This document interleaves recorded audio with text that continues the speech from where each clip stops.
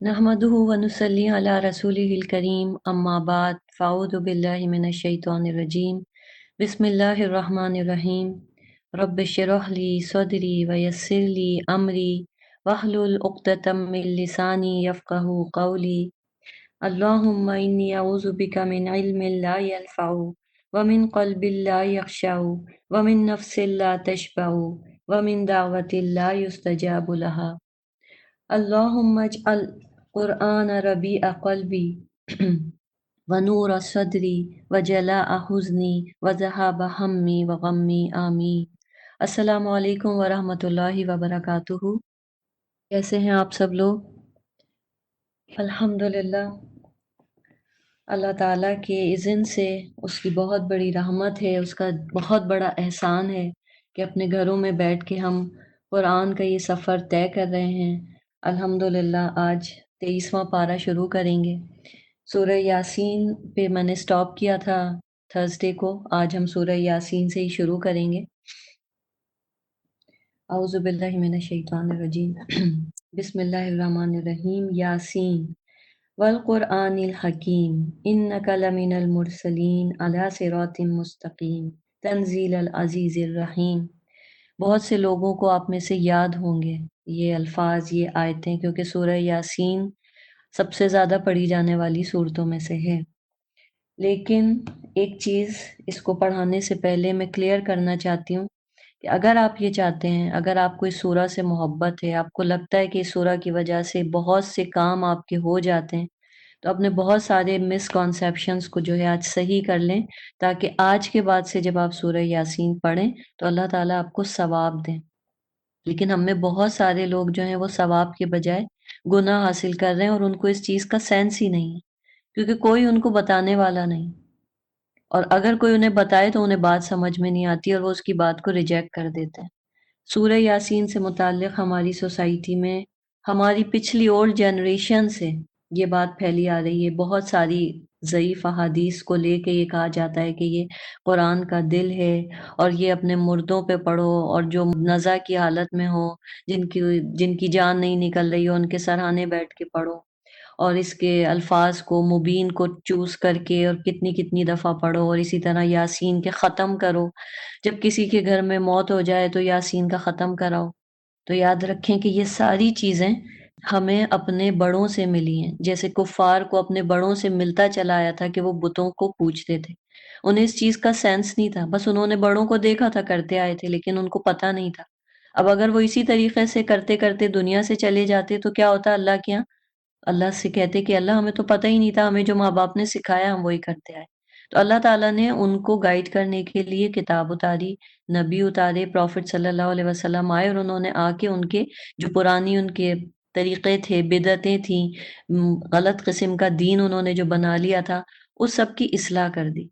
तो इस तरह आज हमारी सोसाइटी में ये सारी बातें जो फैलती चली गईं, बिदअतें बन गईं, लोगों ने अपना लीं, कई-कई सालों से थर्ड जनरेशन या फोर्थ जनरेशन से ये सिलसिले चल रहा है। लेकिन अल्हम्दुलिल्लाह आज हम उस दौर में रह रहे हैं, जहाँ पे एक-एक चीज़ के बारे में इतनी रिसर्च की गई है। हदीसों में जो-जो झूठी हदीसें थी, जो बहुत मुसलमानों के खिलाफ जो फ़िरक़े थे, उन्होंने जानबूझ के बनाई थी। ज़ईफ़ हदीसें जानबूझ के शामिल की गई थीं।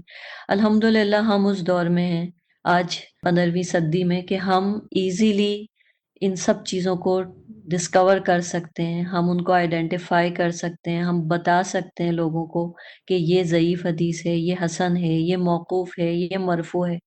इतना काम किया है मुहद्दिसीन ने। 19th सेंचुरी, 20th सेंचुरी के मुहद्दिसीन ने भी इस पे इतना काम किया है। तो अब अगर कोई आपको, आज मैं आपको ये बात बताऊँ कि ये सब बातें, ये सारी अहादीस जो ज़ईफ़ थीं, जिन्हें लेके हमने सूरह यासीन के मुतालिक ऐसे-ऐसे वज़ीफ़े गढ़ लिए, तो प्लीज़ उस नियत से सूरह यासीन को आइंदा ना पढ़ें। लेकिन मैं आपको ये भी बता दूँ कि मेरा कहने का ये मतलब नहीं, अक्सर लोग नाराज़ हो जाते हैं कि उन्होंने ऐसा क्यों कहा। मैं आपको दलील से साबित कर रही हूँ कि ऐसी कोई सही हदीस नहीं, ठीक है? लेकिन इसका ये मतलब नहीं कि अब आज से आपकी सूरह यासीन से मोहब्बत ख़त्म हो जाए और आप सूरह यासीन पढ़ना छोड़ दें। ये 2 एक्सट्रीम हैं, या तो लोग बिल्कुल ही छोड़ देते हैं या फिर बिदअती तरीक़े से पढ़ते हैं।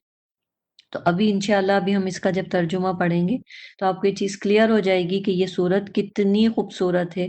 اس کو پڑھنے سے ایمان بڑھ جاتا ہے، زیادہ ہو جاتا ہے۔ یہ ایک ایسی سورت ہے کہ اللہ تعالیٰ اس کے ذریعے ایمان جو ہے وہ اس کو فرم مضبوط کر دیتے ہیں۔ انسان مشکلوں اور آزمائشوں میں جم کے اپنے دین کا دفاع کرتا ہے، ڈیفینس کرتا ہے۔ اس لیے یہ صورت ہے، تو اس کو آپ جب چاہے پڑھیں۔ آپ کو رات کو پڑھنی ہے، صبح پڑھنی ہے، بیماری کی حالت میں پڑھنی ہے، کسی پریشانی کی حالت میں پڑھنی ہے، جتنی دفعہ پڑھنی ہے کثرت سے پڑھنی ہے، آپ اسے پڑھیں۔ لیکن یہ چیز ذہن میں نہیں رکھیں جو اب تک آپ کے ذہن میں تھی کہ ہم اسے مردوں پہ پڑھیں گے، مریضوں کی جان نکلنے کے وقت پڑھیں گے تو ان کی جان آسانی سے نکل جائے گی۔ ایسا کچھ بھی نہیں ہے، ایسا کسی حدیث سے اور قرآن کی کسی آیت سے پروو نہیں ہے۔ بس آپ اسے اس کی محبت سے پڑھیں، اور اس کی فضیلت یہ ہے کہ اللہ تعالیٰ کی کتاب میں یہ نازل ہوئی ہے یہ سورہ، اور قرآن کی ہر سورہ کی فضیلت ہے۔ ہر سورہ کو پڑھنے کے بعد آپ دعا کریں، دعا قبول ہوگی۔ ہر پریشانی میں آپ جو بھی سورہ پڑھیں اللہ آپ کی سنے گا۔ تو اس سورہ کو سمجھ کے پڑھیں کہ آپ کے ایمان میں اضافہ ہو اور ہمارا ایمان بدعت ایمان نہ بن جائے۔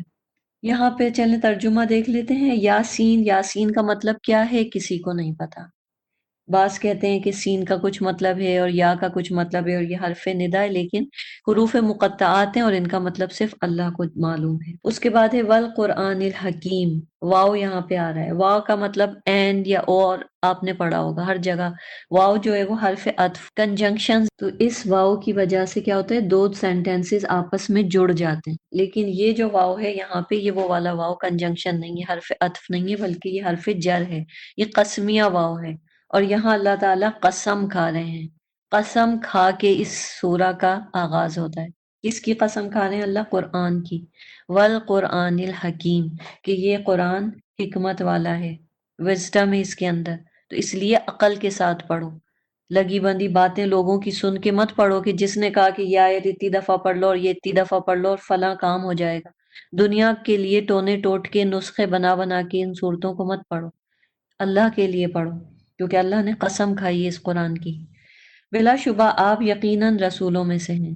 پہلے کتاب کی قسم کھائی کہ قرآن حکمت والا ہے، یعنی اس کو اللہ تعالیٰ نے اوتھینٹیکیٹ کر دیا کہ یہ قرآن سچا ہے، اپنی کتاب کی سچائی پروف کی۔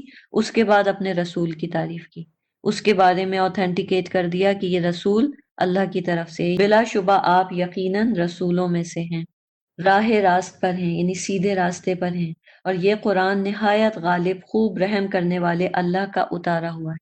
تو سارے ڈاؤٹس یہاں پہ کلیئر ہو گئے۔ کوئی یہ نہیں کہہ سکتا کہ نبی نے قرآن خود گھڑا تھا یا یہ نبی تھے ہی نہیں، یہ تو جھوٹ بات ہے۔ جو بھی ایسی باتیں کریں اللہ تعالیٰ نے قسم کھا کے ان سب چیزوں کو اوتھینٹیکیٹ کر دیا۔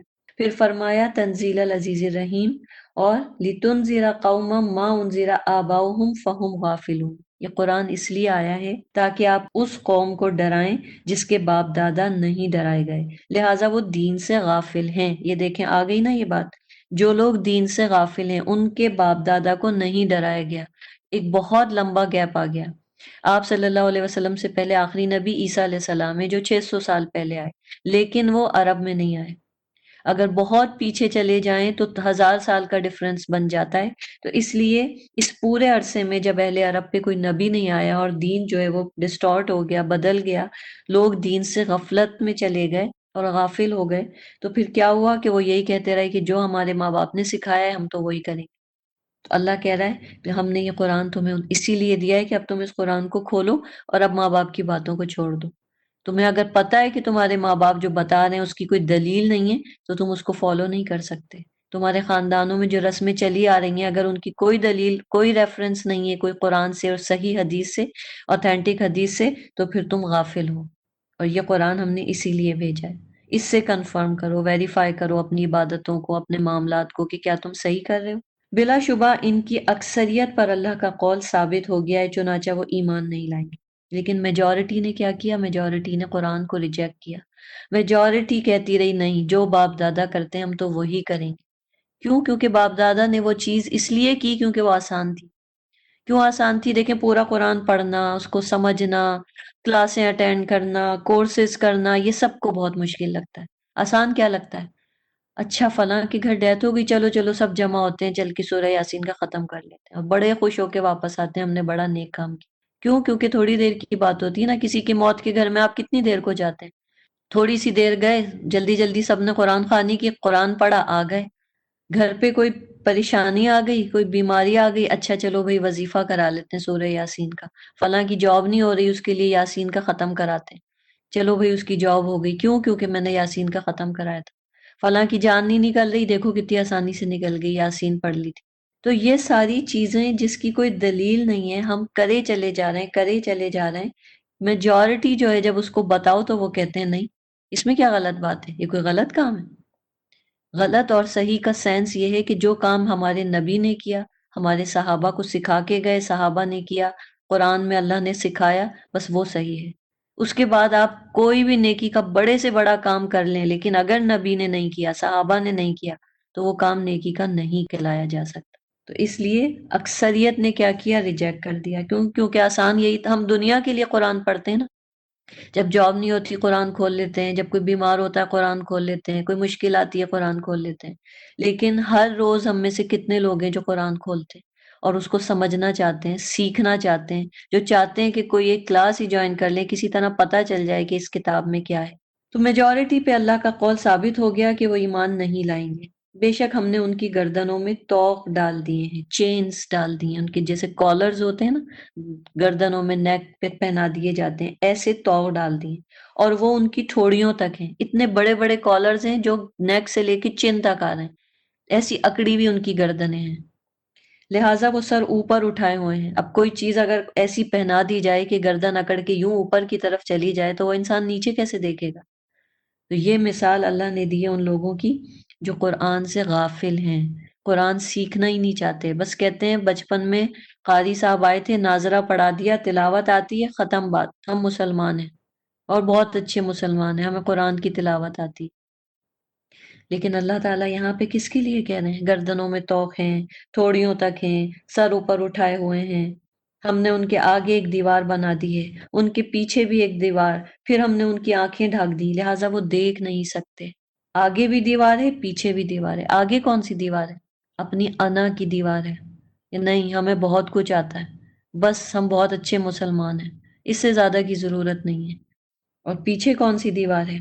جو بھی کوئی آ کے آپ کو بتائے، سمجھائے، کسی کو ایکسیپٹ ہی نہیں کرنا۔ پیچھے آگے ہر طرف کیا ہے؟ دنیا کی محبت۔ دنیا کے لیے کوئی قرآن کہے گا تو 100 وظیفے پڑھ لیں گے، لیکن آخرت کے لیے کوئی کہے گا تو نہیں پڑھیں گے۔ قرآن کو گائیڈنس ہم کس لیے بناتے ہیں؟ تاکہ ہماری آخرت کامیاب ہو جائے، تو اس لیے ہم قرآن کو گائیڈنس کے طور پہ نہیں پڑھتے۔ نہیں آتی تفسیر نہ آئے، نہیں آتا ترجمہ نہ آئے، ہاں لیکن دنیا کے ٹونے ٹوٹکوں کے لیے ہم فوراً راضی ہو جاتے ہیں، وظیفے 100 دفعہ پڑھ لیتے ہیں، 1.25 لاکھ کے پڑھ لیتے ہیں، کیونکہ یہ دنیا کی جو محبت ہے یہ ہمارے آگے پیچھے دیوار بن کے کھڑی ہوئی ہے۔ دنیا چاہیے ہمیں، آخرت نہیں چاہیے، پیچھے سے بھی آگے سے بھی۔ آنکھیں بھی ڈھک گئی ہیں، اسکرین پڑ گئی ہے آنکھوں پہ، نظر نہیں آتا ہمیں کوئی بھی اچھی بات۔ کوئی ہمیں سمجھاتا ہے تو ہم اسے کہتے ہیں تم تو وہابی ہو گئی ہو، تم تو شافعی ہو گئی ہو، تم تو فلانا ہو گئی ہو، نام رکھ دیے ہم نے فرقوں کے۔ ہم بھول جاتے ہیں کہ کس کے نام لے رہے ہیں۔ امام شافعی، امام ابو حنیفہ، امام مالک، امام بخاری، یہ کتنے بڑے بڑے امام تھے جنہوں نے اپنی پوری پوری زندگیاں لگا دی کہ لوگوں تک صحیح دین پہنچے۔ آج ہم ان کے ناموں کے تانے دیتے ہیں کہ تم شافعی ہو گئی ہو اس لیے تمہارا تو فرقہ ہی بدل گیا۔ امام شافعی فرقے بدلوانے کے لیے نہیں آئے تھے، امام ابو حنیفہ اس لیے نہیں آئے تھے کہ مسلمان فرقوں اور مسلکوں میں بڑھ جائیں کہ یہ حنفی ہیں، یہ شافعی ہیں، اور یہ مالکی ہیں، اور یہ حنبلی ہیں۔ وہ قرآن کو آسان بنانے کے لیے آئے تھے، حدیث کو پہنچانے کے لیے آئے تھے۔ اپنی ذات پہ انہوں نے کبھی کوئی ایسا کام نہیں کیا کہ کوئی یہ کہہ سکے کہ فلاں شخص جھوٹا تھا یا وہ غلط تھا، ہم اس کی حدیث کو نہیں مانیں گے۔ امام بخاری کے لیے آتا ہے کہ ایک بار ایک سفر میں جا رہے تھے اور ان کے پاس 1000 درہم کی ایک تھیلی تھی، اور وہ جب ایک شپ میں بیٹھے تو ان کے ساتھ ایک شخص سوار ہوا، اس کے ساتھ انہوں نے بات چیت کی، تھوڑی دوستی ہو گئی، باتوں باتوں میں ذکر کر دیا کہ میرے پاس 1000 درہم۔ اس شخص نے کیا کیا؟ اس شخص نے جب جہاز بیچ سمندر میں پہنچا تو شور مچا دیا کہ میرے پاس 1000 درہم تھے اور میری تھیلی غائب ہو گئی ہے، تو سارے مسافروں کی تلاشی لی جائے۔ اب اس کو پتا تھا کہ کیا ہونے والا ہے، امام بخاری کے پاس ہیں، ان کے پاس سے نکلے گی اور وہ مجھے مل جائیں گے پیسے۔ جب تلاشی لی گئی تو امام بخاری کے پاس سے بھی تھیلی نہیں نکلی۔ اب کیا ہوا؟ جب وہ پہنچے اپنے جگہ پہ تو اس شخص نے پوچھا امام بخاری سے کہ آپ کے پاس تو 1000 درہم تھے۔ امام بخاری نے کہا میں نے وہ تھیلی پانی میں پھینک دی۔ میرے لیے وہ 1000 درہم کی کوئی ویلیو نہیں تھی، کیونکہ اگر وہ پیسے تو تمہیں مل جاتے کوئی مسئلہ نہیں تھا، لیکن جو میری ذات پہ ایک دھبا لگ جاتا کہ ایک محدث ہوں اور میں غلط کام کرتا ہوں اور چوری کرتا ہوں، تو کوئی میری حدیث زندگی بھر ایکسیپٹ نہیں کرتا۔ تو جن لوگوں نے اتنی محنتوں کے بعد آج ہم تک حدیثیں پہنچائی ہیں، ہم مزے سے کہہ دیتے ہیں وہ فلاں شافعی، فلاں حنبلی، فلاں مالک۔ ارے تو کیا وہ غلط تھے؟ وہ سب صحیح تھے، سارے امام صحیح تھے، سب نے اپنے اپنے طریقے سے حدیث ہم تک پہنچائی۔ تو جو صحیح احادیث ہیں وہ اتنی زیادہ ہیں کہ آپ اور میں سکون سے بیٹھ کے عمل کر سکتے ہیں اپنے دین پہ، ہمیں ضعیف کی طرف جانے کی نوبت ہی نہیں آئی۔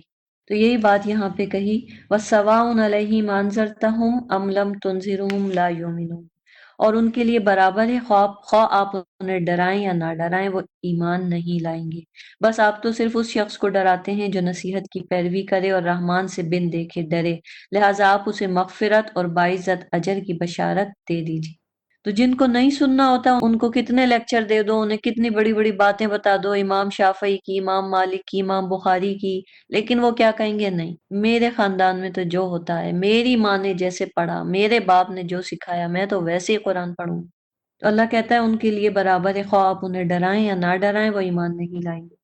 بلا شبہ ہم مردوں کو زندہ کریں گے، انا نحن نحیی الموتى ونکتب ما قدموا وآثارهم، بلا شبہ ہم مردوں کو زندہ کریں گے اور جو اعمال وہ آگے بھیج چکے انہیں ہم لکھ رہے ہیں، اور ان کے آثار کو بھی، اور ہم نے ہر شے کو واضح کتاب میں محفوظ کر رکھا ہے۔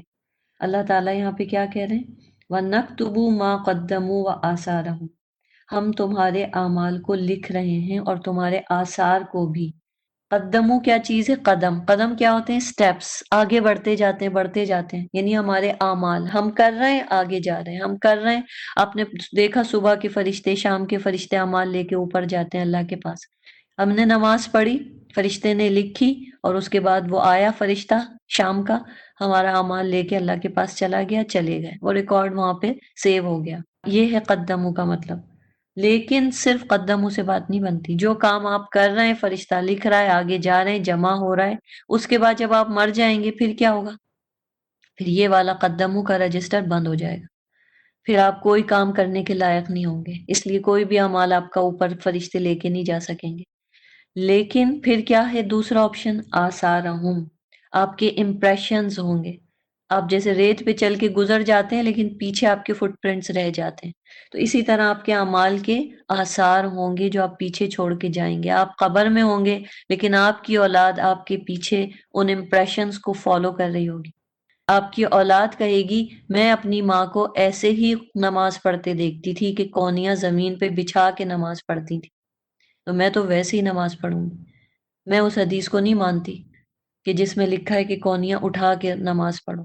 کیوں؟ کیونکہ آپ مرنے سے پہلے، یا میں آپ نہ کہوں، میں کہوں کہ میں اپنے مرنے سے پہلے اگر اپنے بچوں کو ایسے ہی نماز سکھا کے گئی تو میرے مرنے کے بعد یہ میرے آثار ہیں، میرے بچے وہی کریں گے۔ میں اپنے مرنے سے پہلے اگر روز آنا اٹھ کے اپنے گھر میں میوزک لگاتی تھی، صبح ہی صبح میری صبح میوزک سے ہوتی تھی، صبح اٹھتے ہی میں ٹی وی پہ کچھ ایسے شوز لگاتی تھی، ایسی چیزیں لگاتی تھی کہ میرے مرنے کے بعد میرے بچوں نے کہا ہاں ہمارے گھر میں ہماری صبح ایسے ہی ہوتی تھی میوزک کی آواز سے، ہم بھی وہی لگائیں گے۔ تو یہ میرے امپریشنز ہیں، میرے آثار ہیں۔ میں تیار ہوتی تھی اور میں 20 25 25 سیلفیز اپنی لیتی تھی، تو میرے مرنے کے بعد میری بچی، میری بیٹی بھی یہی کام کرے گی کہ میری امی بھی اسی طرح تیار ہو کے اپنی اتنی سیلفیز لیتی تھی، تو میں کیوں نہ لوں؟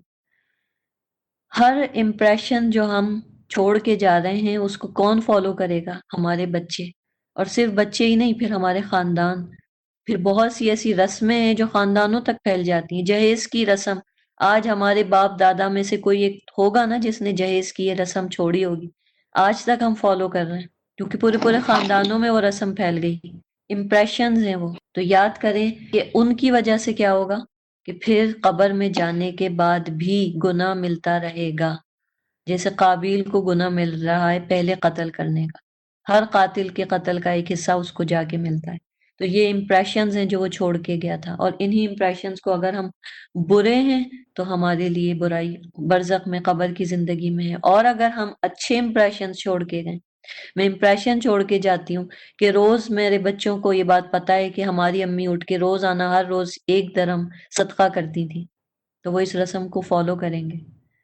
اگر میں یہ رسم چھوڑ کے جاتی ہوں کہ ہم اتنے عرصے میں قرآن کی تلاوت ختم کرتے تھے، یا ہر روز قرآن کا ایک پیج ترجمے سے پڑھتے تھے، یا روزانہ ہم تفسیر کا ایک حصہ پڑھا کرتے تھے، یا ایک لیکچر قرآن کا سنا کرتے تھے، تو خود بخود بچے اس کو فالو کریں گے۔ تو اولاد کیا ہے؟ اولاد ہمارے امپریشنز میں آتی ہے، آثار میں آتی ہے، اس لیے ہم کہتے ہیں ہمارے لیے صدقہ جاریہ ہے۔ اگر آج میں حلال کے پیچھے بھاگ رہی ہوں، اگر آج میں آخرت کی فکر کر رہی ہوں، اگر آج مجھے قرآن کو سمجھنے کا شوق ہے اور میں اس کو پڑھ رہی ہوں، اس کی تفسیر سمجھ رہی ہوں، تو میرے یہ آثار خود بخود میرے بچوں میں جائیں گے اور وہ بھی اس قرآن کی تفسیر کو سمجھیں گے۔ اب میں کیا کروں کہ میں خود تو نہ سمجھوں اور بچوں سے کہوں کہ تم فلاں کورس کر لو اور اس قرآن کو سمجھو اور تفسیر کا یہ کورس کرو، تو کیسے وہ کریں گے؟ آثار کے لیے ہمیں پہلے وہ کام کرنے ہوں گے تاکہ جب ہم مر جائیں تو ہمارے پیچھے ہماری اولاد ہمارے لیے صدقہ جاریہ بنے۔ اور صدقہ جاریہ میں کیا ہوتے ہیں؟ ہمارا وہ نیک عمل جو ہم پیچھے چھوڑ کے چلے گئے، ہمارا وہ علم جو ہم سکھا کے چلے گئے، یہ سب صدقہ جاریہ بن جاتے ہیں۔ ہماری اولاد نیک جو کام کر رہی ہے، کیونکہ ہم ٹرینڈ سیٹرز تھے تو اس کے نیک کاموں کا ایک حصہ ہمیں ملے گا۔ قبر میں پتہ چلے گا کہ درجہ بلند ہو گیا، ایک شخص پوچھے گا میرا تو نامہ اعمال ہی نہیں، اب کیسے درجہ بلند ہو گیا؟ پتہ چلا تمہارے پیچھے تمہاری نیک اولاد کے کاموں اور دعاؤں کی وجہ سے تمہارے درجات ہم نے بڑھا دیے۔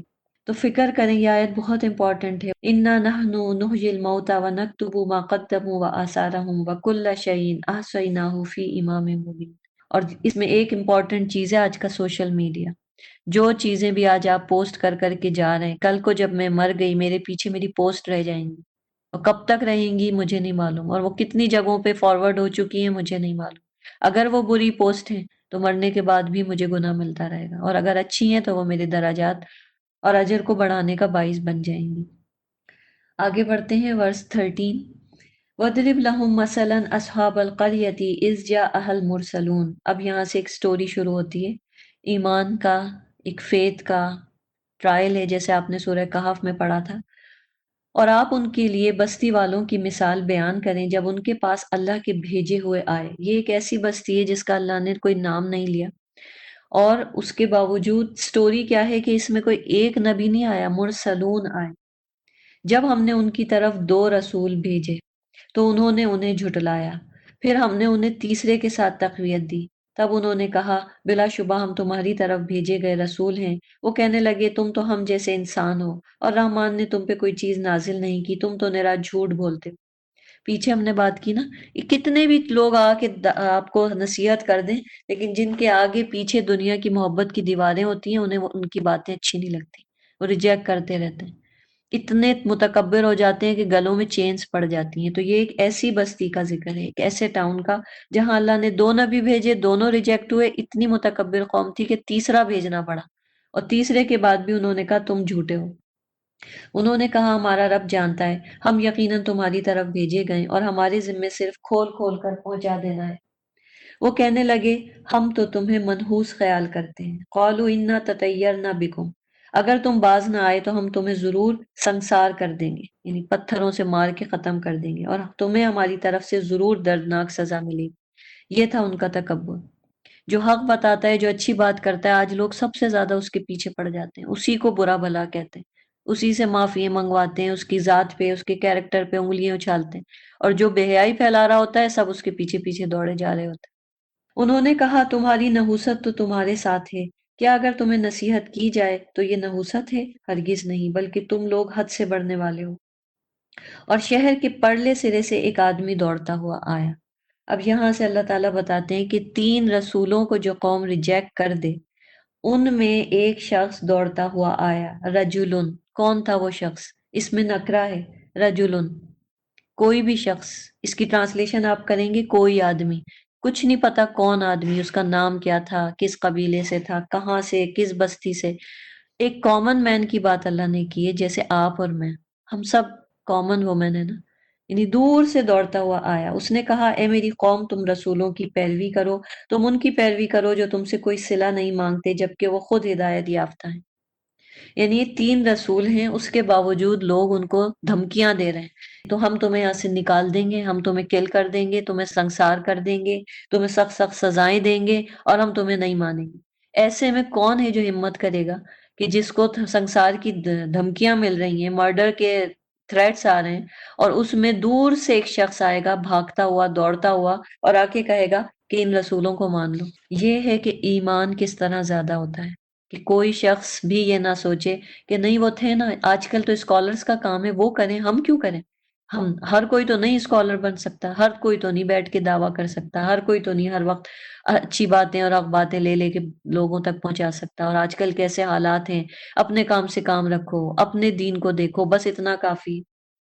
تو پھر یہ شخص کون تھا جس نے اتنی ہمت کی کہ 3 رسولوں کے ریجیکٹ ہونے کے بعد، اور یہ بھی نہیں کہ بس وہیں سے بیٹھے بیٹھے کوئی لیٹر بھیج دیتا، کوئی دور سے آیا، کتنا اس زمانے کا سفر مشکل تھا، لیکن حق بات بولنے کی اس نے ہمت دکھائی، اتنا وہ فرم تھا، بولڈ تھا، اتنا اسے اپنے ایمان کے اوپر بھروسہ تھا، اور اس کو موت کا ڈر نہیں تھا کہ وہ کہاں جا رہا ہے جہاں لوگوں کو آلریڈی تھریٹس مل رہی ہیں۔ پھر وہ اس کی سپیچ دیکھیں، وَمَا لِيَ لَا أَعْبُدُ الَّذِي فَطَرَنِي وَإِلَيْهِ تُرْجَعُونَ، مجھے کیا ہے کہ میں اس ذات کی عبادت نہ کروں جس نے مجھے پیدا کیا اور تم سب اس کی طرف لوٹائے جاؤ۔ ڈرا رہا ہے اپنی قوم کو کہ دیکھو تمہیں بھی اسی رب کے پاس جانا ہے جو میرا بھی رب ہے، اور تم سب بھی وہیں جاؤ۔ کیا میں اللہ کے سوا دوسروں کو معبود بنا لوں؟ اگر رحمان مجھے تکلیف پہنچانے کا ارادہ کرے تو ان کی شفاعت میرے کچھ کام نہیں آئے گی، نہ وہ مجھے چھڑا سکیں گے۔ یعنی تم جس دنیا کے اوپر ڈیپینڈ کر رہے ہو، یہ دنیا تمہیں کچھ فائدہ نہیں دے گی، یہ تمہیں نہیں چھڑا سکے گی۔ تو میں کیوں نہ پھر اپنے اس رب کو ہی معبود بناؤں جس سے مجھے بچانے والا کوئی نہیں، اور اگر میں نے اسے چھوڑا یقیناً میں اس وقت کھلی گمراہی میں ہوں گا۔ بلا شبہ میں تمہارے رب پہ ایمان لایا ہوں، لہٰذا تم میری بات سنو۔ کیا کہہ رہا ہے وہ؟ میں تمہارے رب پہ ایمان لایا ہوں۔ وہ تو رب ہی نہیں مان رہے تھے، لیکن وہ ان کو اپنی باتوں سے قائل کر رہا ہے کہ تم مانو نہیں مانو، رب تو وہ سب کا ہے۔ پھر کیا آیت آتی ہے 26، کہا گیا تو جنت میں داخل ہو جا، اس نے کہا کاش میری قوم جان لے، یعنی اس شخص کو پھر مار دیا گیا۔ اس نے ایک ہمت کی، اتنا بڑا سٹیپ اٹھایا، لیکن اسے مار دیا گیا۔ اب اس کو یہ بات کیا پتہ نہیں تھی کہ اسے مار دیا جائے گا، لیکن اس کے باوجود اس نے ہمت کی۔ یہ ہوتا ہے ایک مسلمان کا عقیدہ کہ اسے پتہ ہوتا ہے کہ اس کی موت کیسے ہونی، لیکن وہ کیا سوچتا ہے کہ اگر میری موت اس طریقے سے ہونی ہے کہ مجھے مار دیا جائے تو یہ مجھے شہادت مل جائے گی۔ جیسے وہ ابن تیمیہ کے بارے میں آتا ہے نا، کہ ابن تیمیہ کیا کہا کرتے تھے کہ اگر تم لوگ مجھ کو جلا وطن کر دو گے، ایگزائل کر دو گے، تو مجھے دوسرے ملک جانے کا، وہاں اس ملک کو دیکھنے کا موقع مل جائے گا، سیر کروں گا میں وہاں کی۔ تم مجھے قید میں پریزن میں ڈال دو گے، مجھے ٹائم مل جائے گا بیٹھ کے عبادت کرنے کا، اپنے علم کے بارے میں مزید علم حاصل کرنے کا، اور اگر تم مجھے جان سے مار دو گے تو میں شہید ہو جاؤں گا، جنت میں چلا جاؤں گا۔ یعنی مومن کی زندگی میں جو اللہ پہ توکل کرتا ہے وہ ایکسٹریم سوچ لیتا ہے، اس لیے وہ کبھی پینک نہیں ہوتا، کبھی انزائٹی کا شکار نہیں ہوتا۔ وہ ایکسٹریم پہ جا کے سوچتا ہے اچھا کیا ہوگا۔ آج ہم ہر وقت یہ سوچتے رہتے ہیں آگے کیا ہوگا، اچھا کل کیا ہوگا، کچھ سال بعد کیا ہوگا، لیکن مومن کیا کہتا ہے ایکسٹریم پہ چلو اچھا ٹھیک ہے، جو چیز بہت بری ہے اگر وہ بھی ہو گئی تو جانا تو اللہ کے ہی پاس ہے۔ تو یہاں پہ اس نے یہ سٹیپ لیا، اسے مار دیا گیا، اور مرنے کے بعد بھی وہ کیا کہہ رہا ہے؟ اس نے کہا کاش میری قوم جان لے۔ ابھی بھی وہ اپنی قوم کے ساتھ سنسیئر ہے کہ کاش میری قوم اس وقت رسولوں کو مان لیتی، اور اب کاش انہیں پتہ چل جائے کہ دیکھو مرتے ہی مجھے جنت مل گئی۔ شہید جو ہوتا ہے نا، اس کے خون کا قطرہ ٹپکتا ہے اس کے خون کا، اور اس کو جنت میں بھیج دیا جاتا ہے۔ سبز پرندے گرین یعنی برڈز کے اندر اس کی روح ہوتی ہے، اور وہ جنت میں اڑتے پھرتے ہیں، اور انہیں رزق بھی دیا جاتا ہے۔ تو وہ کہہ رہا ہے کاش اس وقت لوگوں کو پتہ چل جائے تو سب کے سب کا ایمان میں اضافہ ہو جائے۔ یہ بات کہ مجھے میرے رب نے بخش دیا اور اس نے مجھے معزز لوگوں میں شامل کر دیا، اور ہم نے اس کے بعد اس کی قوم پہ آسمان سے کوئی فوج نازل نہیں کی، نہ ہم نازل کرنے والے تھے، وہ تو صرف ایک ہولناک چیخ تھی، اور یکایک وہ سب بجھ کے رہ گئے۔ یعنی اللہ تعالیٰ کو کوئی لشکر فرشتوں کے نہیں بھیجنے پڑے، بس ایک چیخ آئی اور وہ جو متکبر قوم تھی سب کے سب ختم ہو گئے، سب کا تکبر دھرا کا دھرا رہ گیا۔ ہائے افسوس بندوں پر، ان کے پاس جو بھی رسول آتا رہا وہ اس کا مذاق اڑاتے رہے۔ تو دنیا کی زندگی جب ہمارے سامنے آ جاتی ہے، ہر وقت دنیا کی محبت ہمارے سامنے رہتی ہے، آگے بھی محبت کی دیواریں، پیچھے بھی محبت کی دیواریں، پھر کیا ہوتا ہے؟ پھر ہم نیک لوگوں کا مذاق اڑاتے ہیں، ان پہ کمنٹس پاس کرتے ہیں، ان کو ایکسٹریمسٹ بولتے ہیں، ان سے کہتے ہیں ان سے بہتر تو ہم ہیں، بس جتنے ہم دین میں ہیں اتنا ہی کافی ہے، خوش ہوتے رہتے ہیں، لیکن وہ کہاں اللہ کے پاس پہنچ جاتے ہیں جنتوں میں، اور ہمارا کیا انجام ہوگا یہ اللہ جانتا ہے۔ کیا انہوں نے دیکھا نہیں کہ ہم نے ان سے پہلے کتنی امتیں ہلاک کی، بے شک وہ ان کے پاس لوٹ کر نہیں آئیں گی۔ تو یہ ہے ایمان۔ اس سٹوری سے آپ نے اپنے ایمان کو میں اضافہ کرنا ہے، اس لیے پڑھیں سورہ یاسین کو۔ صحیح ترغیب کی حدیث ہے، رسول اللہ صلی اللہ علیہ وسلم نے فرمایا، اللہ تو مال اسے بھی دیتا ہے جس سے محبت کرتا ہے، اور اسے بھی دیتا ہے جس سے محبت نہیں کرتا، لیکن ایمان صرف اسے دیتا ہے جس سے وہ محبت کرتا ہے۔ بس جب اللہ کسی بندے سے محبت کرتا ہے تو اسے ایمان عطا کر دیتا ہے۔ تو اس ایمان کو بڑھانے کے لیے آپ اور میں سورہ یاسین انشاءاللہ پڑھیں گے، کثرت سے پڑھیں گے، اور سارے کے سارے لوگ ہی ہمارے پاس حاضر کیے جائیں گے، اور ان کے لیے مردہ زمین ایک عظیم نشانی ہے۔ ہم نے اسے زندہ کیا اور ہم نے اس سے اناج نکالا، پھر اسی میں سے وہ کھاتے ہیں۔ اب پھر اللہ تعالیٰ اپنی نشانیوں سے اپنی قدرت اور اپنی ذات کے بارے میں ہمیں آگاہ کرتے ہیں۔ اور ہم نے اس زمین میں کھجوروں اور انگوروں کے باغات پیدا کیے، اور ہم نے ان میں چشمے جاری کیے تاکہ وہ اس کے پھلوں سے کھائیں، اور وہ پھل ان کے ہاتھوں نے نہیں بنائے، پھر کیا وہ شکر نہیں کرتے؟ پاک ہے وہ ذات جس نے سب کے سب جوڑے پیدا کیے، ازواج۔ جوڑے جو ہیں وہ صرف مرد عورت کے نہیں ہوتے، ہر چیز میں آج ہم دیکھتے ہیں کہ اللہ تعالیٰ نے ہر چیز کو پیئرز میں پیدا کیا ہے۔ اور ازواج کے تین مطلب ہیں، ایک تو مرد اور عورت، پھر دو اپوزٹ چیزیں ایک دوسرے کا پیئر ہوتی ہیں، دو سملر چیزیں بھی ایک دوسرے کا پیئر ہوتی ہیں، تو ہر چیز کے جوڑے ہیں۔ اور پھر میل فیمیل، اور میل فیمیل صرف انسانوں میں نہیں ہے، پلانٹس میں بھی ہیں۔ جب پولن گرینز جو ہوتے ہیں، یعنی جو پولنز ہوتے ہیں، وہ ہوا جب چلتی ہے تو وہ میل پلانٹ سے اڑ کے کہاں پہنچ جاتے ہیں؟ فیمیل پلانٹ پہ، اور جب وہ وہاں گرتے ہیں تو پھر کیا ہوتا ہے؟ وہاں پہ وہ فرٹیلائز ہو جاتے ہیں، ایگز بنتے ہیں، اور مزید پھر پلانٹس اور فروٹس پیدا ہوتے ہیں۔ یہ سسٹم اللہ تعالیٰ نے پلانٹس میں بھی رکھا ہے، جو کہ انسانوں کے لیے رکھا ہے۔ یہ ہے اللہ کی قدرت۔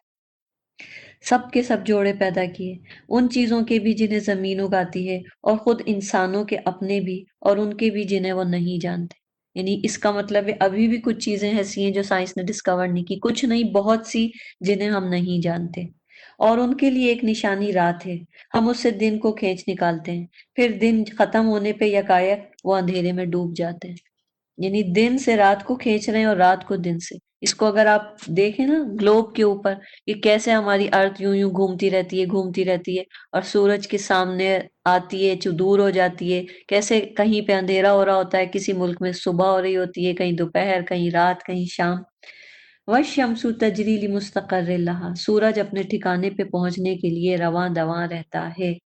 مستقر لہا، یعنی سورج جو ہے وہ بھی کیا کر رہا ہے؟ روٹیٹ ہو رہا ہے، اسٹیشنری نہیں ہے۔ اور یہ حدیث کے الفاظ ہیں کہ سورج ہر روز عرش کے نیچے جا کے اللہ تعالیٰ کو سجدہ کرتا ہے اور نکلنے کے لیے اجازت مانگتا ہے۔ مغرب سے آتا ہے اور اجازت مانگتا ہے کہ مشرق سے نکلے۔ جب اللہ اسے اجازت دیتے ہیں تو سن رائز ہوتا ہے، لیکن جب قیامت قریب ہوگی تو پھر کیا ہوگا؟ کہ اللہ تعالیٰ اسے اجازت نہیں دیں گے، اور اللہ اسے کہیں گے جاؤ، واپس چلے جاؤ جہاں سے آئے ہو۔ تو پھر وہ مغرب میں چلا جائے گا اور مغرب سے طلوع ہوگا، اور پھر قیامت آئے گی۔ 9 کروڑ مائل کے ڈسٹنس پہ ہے سورج ہم سے، اور ہر ایک کی طرح وہ بھی موو کر رہا ہے۔ یہ نہایت غالب خوب جاننے والے اللہ کا اندازہ ہے، یہ ہے تقدیر۔ قدر نہ ہو، ہر ایک کی سٹیجز ہیں، ہر ایک کے اپنے اپنے آربٹس ہیں، ہر ایک کا اپنا ڈسٹینس ہے، ہر ایک کا اپنا ایک ڈے ہے۔ ہمارا 24 آورس کا ہے، کسی کا کچھ اور ہے، کسی کا کچھ ہے، اور سب ایک میگنیٹک فیلڈ میں اپنے اپنے آربٹ میں جڑے ہوئے ہیں، کوئی کسی سے آ کے ٹکراتا نہیں۔ چاند کی ہم نے 28 منزلیں مقرر کی ہیں، حتیٰ کہ وہ کھجور کے خوشے کی پرانی ٹیڑھی کی ڈنڈی کی طرح ہو جاتا ہے، بالکل پتلا ہو جاتا ہے۔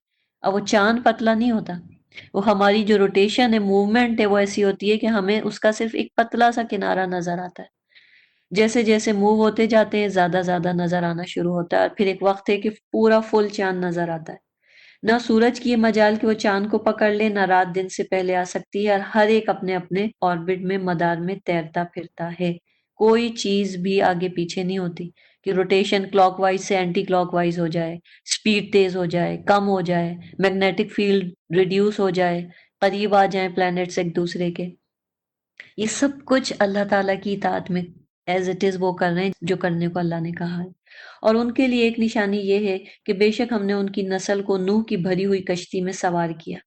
نوح کی کشتی سے ہی نسلیں چلیں۔ آپ کو پتہ ہے ان کے بیٹے تھے سام، حام، یافس، تو کہا جاتا ہے کہ جو یافس تھا اس سے وائٹ ہیں مطلب گورے لوگ ہیں ان کی نسلیں چلی، حام سے جو ہے وہ حبشہ کی طرف یعنی جو بلیک لوگ ہیں ان کی نسلیں چلی، اور باقیوں سے دوسری جو کلر کمپلیکشنز ہیں یا عرب کی طرف کے لوگ ہیں سام وہاں سے ان کی نسلیں چلی، تو یعنی جو کشتی کے لوگ تھے بیسیکلی ان سے ہی آگے کی نسلیں چلی، کیونکہ طوفان نوح میں پھر باقی ساری انسانیت ختم ہو گئی تھی۔ تو یہ بھی نشانیاں ہیں، اور ہم نے ان کے لیے ویسی ہی چیزیں پیدا کی جن پہ وہ سوار ہوتے ہیں، اگر ہم چاہیں تو انہیں غرق کر دیں، پھر نہ تو کوئی ان کی فریاد سننے والا ہوگا نہ وہ چھڑائے جا سکیں۔ یعنی اگر شپ پانی میں نہ چلیں، بوٹس نہ چلیں، یہ اللہ کے قانون ہیں کہ ایک خاص ڈینسٹی پانی کی ہے کہ وہ شپ اس پہ چل لیتے ہیں، اور نہ ہم انسان بغیر سوئمنگ کی کیا ہے، ہر چیز ڈوب جاتی ہے، مگر ان کی نجات ہماری رحمت سے ہے اور ایک مدت تک فائدہ اٹھانے کے لیے ہے۔ جب ان سے کہا جاتا ہے اس عذاب سے ڈرو جو تمہارے سامنے اور تمہارے پیچھے ہے تاکہ تم پہ رحم کیا جائے، تو وہ اعراض کرتے ہیں، اور ان کے رب کی نشانیوں میں سے جو بھی نشانی ان کے پاس آتی ہے تو وہ اس سے منہ موڑ جاتے ہیں۔ ہم کبھی غور ہی نہیں کرتے ہیں، ہم ان باتوں کو سائنس میں پڑھ لیتے ہیں لیکن کبھی انہیں اللہ سے ریلیٹ نہیں کرتے۔ اور جب ان سے کہا جاتا ہے اللہ نے تمہیں جو رزق دیا اس میں سے خرچ کرو، تو وہ لوگ جنہوں نے کفر کیا ان لوگوں سے جو ایمان لائے کہتے ہیں کیا ہم اسے کھلائیں جسے اگر اللہ چاہتا تو کھلا دیتا، تم تو کھلی گمراہی میں۔ کتنے لوگ آج بھی یہ باتیں کرتے ہیں کہ بس ٹھیک ہے ہم کتنوں کو کھلائیں گے، کس کس کو دیں گے، بس جتنا دے دیا کافی ہے، باقی اللہ ہے نا، اللہ کھلا دے گا۔ تو یہ وہی جملے تھے جو پچھلی قوموں نے کہے۔ اللہ نے آپ کو ایک سپلائی دے رکھی ہے، پیچھے سے آ رہی ہے آ رہی ہے، آپ نے وہ آگے بڑھانا ہے، پاس کرنا ہے، اپنے پاس روکنا نہیں ہے اس سپلائی کو۔ تو یہ مت کہیں کہ انہیں تو اللہ دے دے گا۔ اور وہ کہتے ہیں اگر تم سچے ہو تو یہ وعدہ کب پورا ہوگا؟ وہ تو صرف ایک ہولناک چیخ کا انتظار کر رہے ہیں جو انہیں آ پکڑے گی جبکہ وہ آپس میں جھگڑ رہے ہوں گے۔ پھر نہ وہ کوئی وصیت کر سکیں گے، نہ اپنے اہل عیال کے پاس لوٹ سکیں گے۔ جب سور پھونکا جائے گا تو یکایک وہ اپنی قبروں سے نکل کر اپنے رب کی طرف تیزی سے دوڑیں گے۔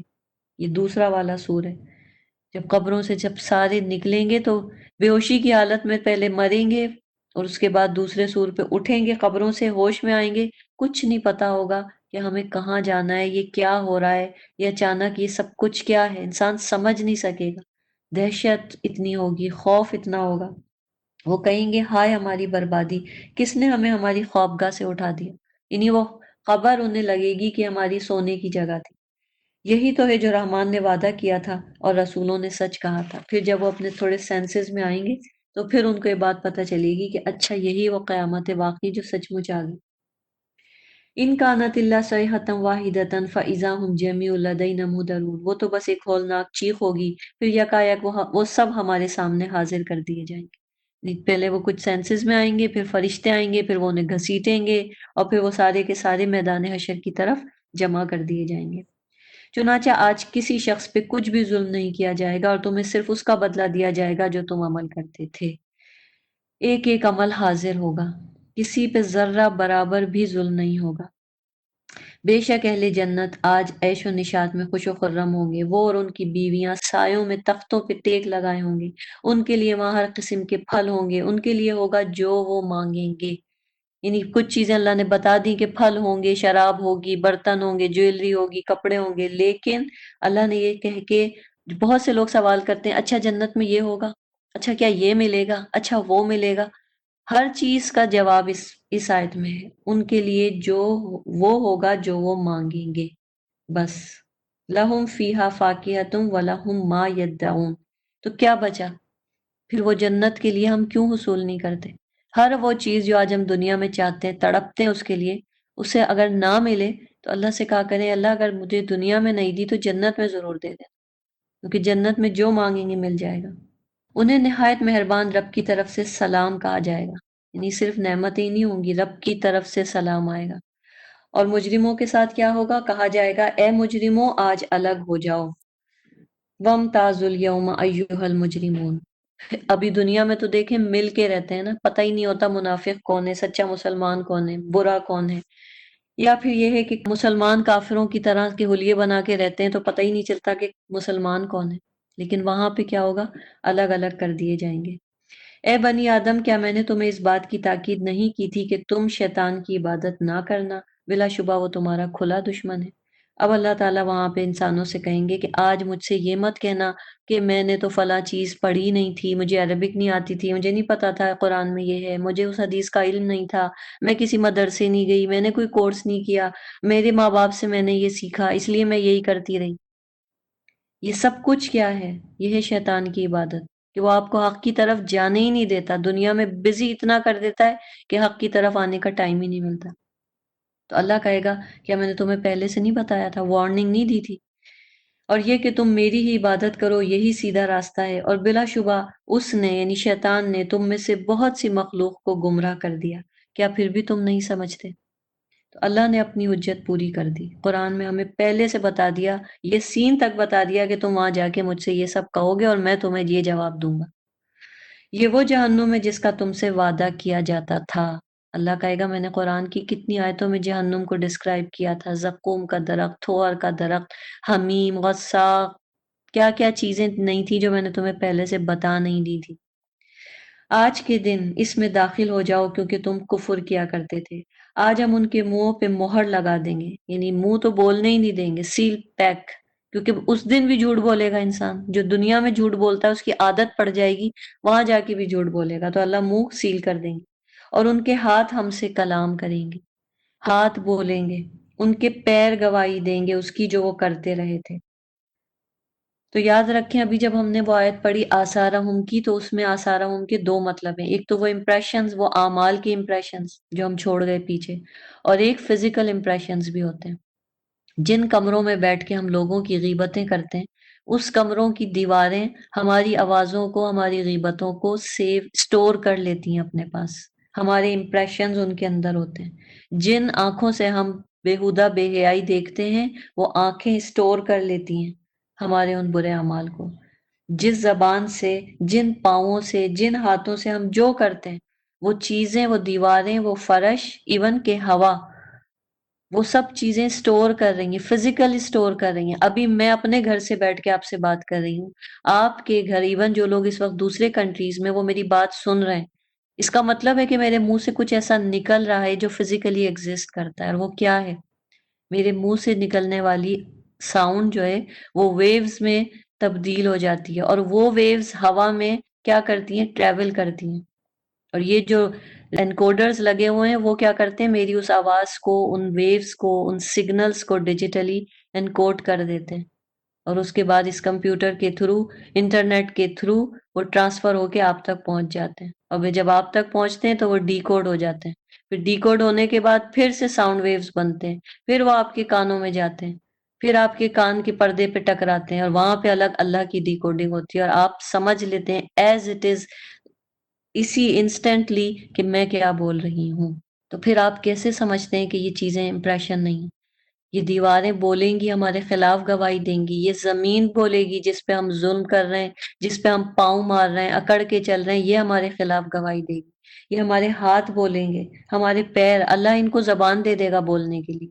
کیوں؟ کیونکہ یہ چیزیں سٹور ہو رہی ہیں ویوز کی فارم میں یا جس فارم میں بھی۔ آج سائنس نے ہمیں اتنا تو بتا دیا، لیکن اس سے آگے کا حال اللہ جانتا ہے کہ یہ سب چیزیں ہمارے خلاف گواہی دیں گی۔ اور اگر نیک کام کر رہے ہیں، جتنی جگہ پہ آپ سجدے کر رہے ہیں، وہ زمین آپ کے حق میں بولے گی، جہاں جہاں آپ کے سجدوں کے نشان ہیں۔ آپ اس علم کو حاصل کرنے کے لیے دور سے چل کے آ رہے ہیں، روز آپ کوئی کلاس اٹینڈ کرنے آ رہے ہیں، سارے راستے سے آپ گزر رہے ہیں، وہ راستہ گواہی دے گا کہ آپ اللہ کے لیے نکلے تھے۔ کوئی بھی نیک کام کرنے کے لیے آپ کے قدم گواہی دیں گے۔ اس کی کنفرمیشن اس حدیث سے ہوتی ہے کہ ایک بنو سلمہ کا قبیلہ تھا جس نے کہا تھا کہ ہمارے گھر مسجد نبوی سے بہت دور ہے، تو ہم اپنے گھر شفٹ کر لیتے ہیں نبی صلی اللہ علیہ وسلم کے پاس، تاکہ ہم مسجد میں آسانی سے آ جا سکیں۔ تو نبی صلی اللہ علیہ وسلم کو یہ ڈر تھا کہ وہ جو باؤنڈریز ہیں، جو بارڈرز ہیں، وہاں سے لوگ شفٹ ہو کے اندر آ جائیں گے تو بارڈرز خالی ہو جائیں گی۔ تو آپ نے ان سے کہا کہ نہیں، تم وہیں پہ رہو، لیکن جو تم چل چل کے روز مسجد میں آؤ گے، یہ چیز تمہارے امپریشن ہے، تمہارے آثار ہیں۔ تو ہمارے فزیکل امپریشن بھی ہیں، اور فگریٹیولی جو ہم کہتے ہیں مانوی طور پہ اعمال کے امپریشن، وہ بھی ہیں۔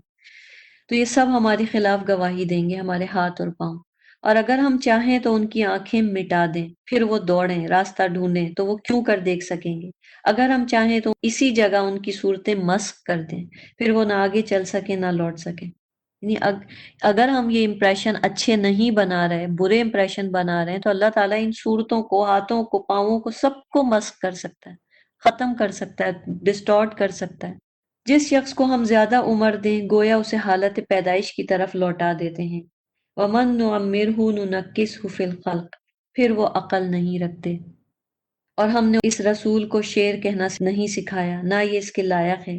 یہ کلام الہی تو سراسر نصیحت ہے اور واضح قرآن ہے، تاکہ وہ اسے ڈرائے جو زندہ ہے اور کافروں پر اللہ کی عذاب کی بات سچ ہو جائے۔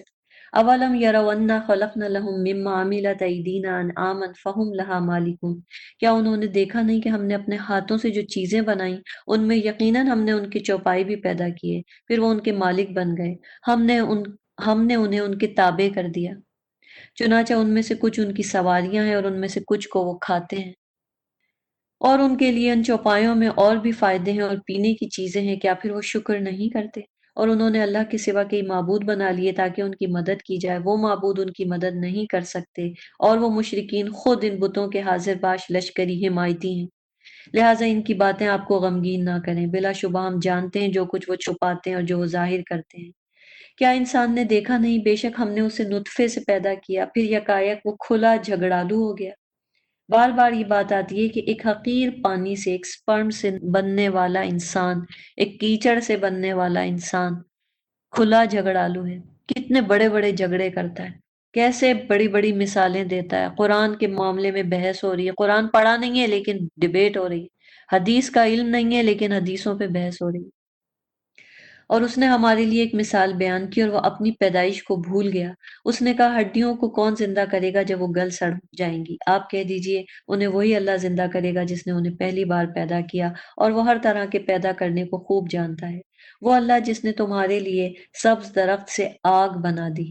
یہ دیکھیں ایک اور نشانی، گرین درخت ہوتا ہے اور اس سے آگ پیدا ہوتی ہے۔ بعض پتھر ہوتے ہیں جن کو آپ رگڑیں تو ان کی جو فرکشن ہوتی ہے، ریزسٹنس، فرکشن اتنی فورس ہائی ہوتی ہے کہ آگ لگ جاتی ہے ان پتھروں سے۔ اسی طرح اللہ تعالیٰ نے کچھ درخت بھی ایسے بنائے۔ اب درخت سے آگ بنا دی، یکایک تم اس سے آگ سلگا لیتے ہو، کیا اس میں نشانی نہیں؟ اب پیچھے ہم نے پڑھا کہ درخت کیسے اگتا ہے، پانی سے اگتا ہے۔ ایک چیز کو آپ پانی ڈال ڈال کے پودے کو اگا رہے ہیں، اور جب وہ اگ کے درخت بنتا ہے تو ہم اس کی لکڑی سے آگ جلا رہے ہیں، نہیں پانی سے آگ پیدا ہو رہی ہے، آگ سے پانی پیدا ہو رہا ہے۔ کیا وہ اللہ جس نے آسمانوں اور زمین کو پیدا کیا اس بات پہ قادر نہیں کہ وہ ان جیسے انسان پیدا کر دے؟ کیوں نہیں، وہی تو سب کچھ پیدا کرنے والا، خوب جاننے والا ہے۔ جب وہ کسی چیز کا ارادہ کرتا ہے تو بس اس کا حکم صرف یہ ہوتا ہے کہ وہ اس سے کہتا ہے ہو جا تو وہ ہو جاتی ہے۔ اللہ کے لیے ہر چیز کن ہے، کن فیکون، لیکن اس کے باوجود اللہ ہمیں ٹائم دے رہا ہے، وہ کن کہے ہم ختم ہو جائیں۔ جب وہ کن کہہ کے پیدا کر سکتا ہے تو کن کہہ کے ختم بھی کر سکتا ہے۔ چنانچہ پاک ہے وہ اللہ جس کے ہاتھ میں ہر چیز کی بادشاہی ہے اور اسی کی طرف تم لوٹائے جاؤ گے۔ تو یہ تھی سورہ یاسین۔ سورۃ الصافات مکی سورت ہے۔ صافات والصافات صفا، پھر سے قسم کھائی ہے۔ کس کی قسم کھائی اب کی دفعہ؟ قطار در قطار صفے باندھنے والوں کی، اور صفے کون باندھتے ہیں؟ فرشتے۔ پھر جھڑک کر ڈانٹنے والوں کی، وہ جو بادلوں کو ڈانٹتے ہیں، بارش کے لیے چلاتے ہیں۔ فالتالیات ذکرا، اور پھر قرآن کی تلاوت کرنے والوں کی۔ صف صف بنانے پہ ہے یہ بات۔ سورۃ الصافات، فرشتے صفیں بناتے ہیں، اور اللہ تعالیٰ نے ہماری امت کو یہ آنر دیا ہے۔ تین چیزیں ہیں جن میں سے ایک یہ ہے کہ جس طرح فرشتے صف بناتے ہیں، اللہ تعالیٰ نے ہم انسانوں کی صفیں ایسی بنائی، یعنی نماز میں جب ہم صف بناتے ہیں تو رسول اللہ صلی اللہ علیہ وسلم نے فرمایا، ابو داؤد کی حدیث ہے، کیا تم اس طرح صفیں نہیں بناتے جس طرح فرشتے اپنے رب کے پاس بناتے ہیں؟ تو صحابہ نے پوچھا فرشتے اپنے رب کے پاس کس طرح صفیں بناتے ہیں؟ تو آپ نے فرمایا پہلے وہ آگے کی صفوں کو پورا کرتے ہیں، پھر اور ایک دوسرے سے مل کر کھڑے ہوتے ہیں، یعنی شولڈر ٹو شولڈر ایسے صف بنا کے کھڑے ہوتے ہیں۔ آپ صلی اللہ علیہ وسلم ایک کنارے سے دوسرے کنارے تک صف کے اندر آتے تھے، ہمارے سینوں اور کندھوں کو، شولڈرز کو برابر کرتے ہوئے چھوتے تھے، اور فرماتے تھے آگے پیچھے نہ ہو ورنہ تمہارے دل بھی ایک دوسرے سے مختلف ہو جائیں گے۔ اور آپ فرماتے تھے کہ بے شک پہلی صف والوں پر اللہ اپنی رحمت نازل فرماتے ہیں اور فرشتے ان کے لیے دعا کرتے ہیں۔ ہم کیا کرتے ہیں؟ ہم خواتین کو تو صف ہی بنانا نہیں آتی، ہم صرف صفیں بگاڑنے کا کام کرتے ہیں۔ پہلے تو ہمیں مسجد میں جماعت سے نماز پڑھنی نہیں آتی، اگر غلطی سے چلے جائیں تو پھر وہاں جا کے کیا کرتے ہیں، باتیں کرتے ہیں، شور کرتے ہیں، ہنگامہ کرتے ہیں، ایک صف میں نماز پڑھتے ہیں، پھر جیسے ہی امام سلام پھیرتا ہے پھر ہمیں تھوڑی سی پریشانی لاحق ہوتی، پھر ہم کہتے ہیں چلو اب آگے چلتی ہوں، پھر صف بدل دیتے ہیں، پھر وہ جو جگہ خالی چھوڑ کے گئے ہوتے ہیں اس جگہ کو کوئی نہیں بھرتا، وہ خالی رہتی، نماز شروع ہو جاتی ہے، پیچھے کی صف میں عورتیں کہتی ہیں آگے جگہ خالی ہے، اشارے کرتی ہیں آگے چلی جاؤ، کوئی نہیں جاتا، ایک جاتی ہے پھر اس کی جگہ خالی ہوتی ہے، وہ دوسری کو کہتی ہے سائڈ میں برابر آ جاؤ، شولڈر ٹو شولڈر جوائن کر لو، ہاتھ سے پکڑ کے کوئی اپنے برابر بلاتا ہے وہ ہاتھ جھٹک دیتی ہیں، ناراض ہو جاتی ہیں، غصہ کرنے لگتی ہیں، مطلب سینس ہی نہیں ہے ہم خواتین کو کہ صف بنانا فرشتوں کی صف بنانے کے برابر ہے، اللہ کی رحمت ہے پہلی صف والوں، ہم مسجد میں ہم عورتوں کی جاتے ہیں وہاں پہ تو ہم پہلی صف میں کھڑا ہو سکتے ہیں نا، مردوں کی صف میں ہے کہ عورت آخری صف میں ہوتی، لیکن ہمارا تو سیکشن ہی الگ ہوتا ہے، تو ہم کیوں پہلی صف میں جانے کی کوشش نہیں کرتے، صف بناتے کیوں نہیں، ڈرتے ہیں۔ سورۃ الصافات میں یہی چیز کے اوپر زور دیا گیا ہے، ان الہکم لواحد، یہ تین قسمیں کھا کے اللہ نے کہا تمہارا معبود ایک ہے، وہی رب ہے آسمانوں اور زمین کا، اور اس کا بھی جو کچھ ان دونوں کے درمیان ہے، تمام مشرقوں کا رب ہے، ہم پڑھتے ہیں ایسٹ مشرق، لیکن مشرق ایک نہیں ہے، مشرق بہت سارے، ہمارے ملک کا مشرق ایک ہے، مغرب ایک ہے، لیکن کوئی دوسرے ملک میں اس کا مشرق الگ ہوگا، مغرب الگ ہوگا، سورج ہر روز ایک ہی اینگل سے نہیں نکلتا ایسٹ سے، ہر روز اینگل چینج ہوتا ہے، گرمیوں میں اینگل الگ ہوتا ہے، سردیوں میں الگ ہوتا ہے، تو اس حساب سے بہت سارے مشرق ہیں، اللہ نے کہا کہ وہ سارے مشرقوں کا رب ہے، بے شک ہم نے آسمان دنیا کو ستاروں سے زینت دے کے سجایا ہے، اور ہر سرکش شیطان سے اس کی حفاظت کا بندوبست کیا ہے، تاکہ وہ عالم بالا کی باتیں سن نہ پائیں، اور ان پہ ہر طرف سے شہاب پھینکے جاتے ہیں، انہیں بھگانے کے لیے ان کے لیے دائمی عذاب ہے، مگر جو کوئی ایک آدھ بات اچک کر لے بھاگے تو شہاب ثاقب اس کے پیچھے لگ جاتا ہے۔ ایک دفعہ صحابہ کرام تھے تو آپ صلی اللہ علیہ وسلم نے ان سے پوچھا، ان کے سامنے ایک شہاب آ کے گرا، یعنی شوٹنگ سٹار جسے آپ بولتے ہیں نا، ستارہ ٹوٹ کے گرا، تو آپ نے پوچھا کہ اگر تم دور جاہلیت میں ہوتے تو کیا سمجھتے؟ تو انہوں نے کہا کہ ہم اس کا مطلب یہ سمجھتے کہ آج ہمارا کوئی بڑا آدمی مر گیا اور کوئی بڑا آدمی پیدا ہو گیا، تو یہ توہمات تھیں اس وقت کے نارمز تھے کہ وہ لوگ ستاروں سے اس قسم کی باتیں جو تھے وہ ریلیٹ کر دیتے تھے کہ ستاروں کی گردش سے فلاں کام ہو جاتا ہے، ستارہ گرتا ہے تو ایسا ہوتا ہے، اور یہ منحوس ہوتا ہے اور یہ ایسے ہوتا ہے، لیکن اللہ تعالیٰ یہاں بتا رہے ہیں عرش کے فرشتوں کو اللہ تعالیٰ کوئی بات کہتے ہیں، وہ تسبیح کرتے ہیں، پھر ان کی تسبیح کی آواز نیچے والے فرشتوں کے پاس جاتی ہے، پھر اس کے نیچے جاتی ہے، پھر اس کے نیچے جاتی ہے، پھر جو آسمان ہے، اس ساتویں آسمان والوں کی چھٹے آسمان پہ، پھر پانچویں، یہاں تک کہ جو پہلا آسمان ہے جو ہماری دنیا کا آسمان ہے وہاں تک فرشتے پوچھتے ہیں کہ کیا حکم ملا ہے، تو اس وقت پہلے آسمان پہ جو جن ہوتے ہیں وہ اڑ کے کوشش کرتے ہیں کہ وہ فرشتوں کی باتیں سن لیں، اور جب وہ نہیں سن پاتے تو یا تھوڑا سا بھی سنتے ہیں تو اس میں اپنی طرف سے جھوٹ ملا کے جادو ٹونے والوں کو آ کے بتا دیتے ہیں، اور پھر فرشتے ان کے پیچھے کی شہاب ثاقب پھینکتے ہیں جس سے وہ جل کے وہ شیطان مر جاتے ہیں، ختم ہو جاتے ہیں، تو یہاں اسی کی بات ہو رہی ہے۔ پھر آپ ان سے پوچھئے کیا انہیں پیدا کرنا زیادہ مشکل ہے یا جو کچھ ہم پیدا کر چکے ہیں؟ بے شک ہم نے ان انسانوں کو لیزدار مٹی سے پیدا کیا، مٹی کی قسمیں پیچھے بھی آپ پڑھ چکے ہیں کہ کتنی طرح کی آ چکی ہیں، کہ اللہ تعالیٰ نے انسان کو تین سے، تراب سے بنایا، خشک مٹی سے، پھر تین سے بنایا جو کہ گیلی مٹی ہوتی ہے، اور لازب، یہاں آ رہا ہے انا خلقناہم من طین لازب، چپکتی ہوئی مٹی، بلکہ آپ کفار کے انکار آخرت پہ تعجب کرتے ہیں جبکہ وہ ہنسی کرتے ہیں، اور جب انہیں نصیحت کی جاتی ہے تو نصیحت قبول نہیں کرتے، جب وہ کوئی نشانی دیکھتے ہیں تو خوب مذاق اڑاتے ہیں، وہ کہتے ہیں یہ تو بالکل کھلا جادو ہے، کیا جب ہم مر جائیں گے مٹی اور ہڈیاں ہو جائیں گی کیا سچ مچ دوبارہ اٹھایا جائے گا، کیا ہمارے پہلے باپ دادوں کو بھی؟ آپ کہہ دیجئے ہاں، اور تم ذلیل و خوار ہوگے، پھر وہ اٹھانا بس ایک جھڑکی ہوگی تو وہ یکایک زندہ ہو کر دیکھتے ہوں گے، یعنی قیامت گریجولی نہیں آئے گی کہ پہلے ایک ملک میں آئی، پھر دوسرے ملک میں، پھر ایک بستی میں، پھر دوسری میں، پھر ایک محلے میں، پھر دوسری میں، سب کچھ اچانک ہوگا کہ ایک انسان اپنے منہ میں ایک نوالا بھی نہیں لے جا سکے گا، اور وہ کہیں گے ہائے ہماری بدبختی، یہ تو جزا کا دن ہے، یہی فیصلے کا دن ہے جسے تم جھٹلاتے تھے۔ اے فرشتوں، اکٹھا کرو ان لوگوں کو جنہوں نے ظلم کیا، اور ان کے جوڑوں کو، اور ان کو جن کی وہ عبادت کرتے تھے اللہ کے سوا، پھر انہیں دوزخ کی راہ دکھاؤ اور انہیں ٹھہراؤ، بلا شبہ ان سے باز پرس کی جائے گی۔ یعنی جہنم میں جانے سے پہلے ٹھہرانے کا مطلب کیا ہے؟ حساب کتاب کے لیے باز پرس کی جائے گی، کہا جائے گا تمہیں کیا ہوا، تم ایک دوسرے کی مدد نہیں کرتے، بلکہ آج وہ سب فرما بردار ہوں گے۔ اب یہ کون سی باز پرس ہے؟ دیکھیں کافر کا تو حساب ہی نہیں ہوگا نا، پیچھے ہم نے یہ بات پڑھی تھی، کیونکہ کافر کا تو کوئی عمل قبول ہی نہیں بغیر ایمان کے۔ ان کو روک کے پوچھا جائے گا کہ کہاں ہیں اب ان سے مدد مانگو نا جن کو تم اپنا بڑا سمجھتے تھے، اپنے باپ دادا اور اپنے بت اور بزرگ، کہ یہ تمہیں بچا لیں گے، یہ تمہاری نجات کرا دیں گے۔ اور وہ ایک دوسرے کی طرف متوجہ ہو کے باہم پوچھیں گے، کہیں گے بے شک تم تو ہمارے پاس دائیں اور بائیں طرف سے آیا کرتے تھے۔ وہ کہیں گے نہیں، بلکہ تم خود ہی ایمان لانے والے نہیں تھے۔ وما کان لنا علیکم من سلطان، اور تم پہ ہمارا کوئی زور نہیں تھا، بلکہ تم خود ہی سرکش تھے۔ یعنی معبود اپنے ماننے والوں کا خود ہی انکار کر دیں گے۔ پھر ہم سب پر ہمارے رب کی بات ثابت ہو گئی، بے شک ہم سب عذاب کا مزہ چکھنے والے، جنہوں نے بہکایا وہ بھی عذاب میں جائیں گے، جو ان کے کہنے میں آ کے بہکے وہ بھی عذاب میں جائیں گے۔ تو کوئی وہاں جا کے یہ نہیں کہے گا کہ اے اللہ فلاں شخص نے بہکایا تھا، فلاں دوست نے، فلاں سوسائٹی نے، فلاں کلچر نے، فلاں کنٹری میں رہنے کی وجہ سے، فلاں سوشل سرکل جوائن کرنے کی وجہ سے۔ وہ بھی جہنم میں جائیں گے، اور جو فالو کر رہے ہیں، جو فالوورز ہیں، وہ بھی جہنم میں جائیں گے۔ چنانچہ ہم نے تمہیں گمراہ کیا، بلا شبہ ہم خود گمراہ تھے۔ چنانچہ یقیناً وہ اس دن عذاب میں باہم شریک ہوں گے، شیئر کریں گے عذاب کو۔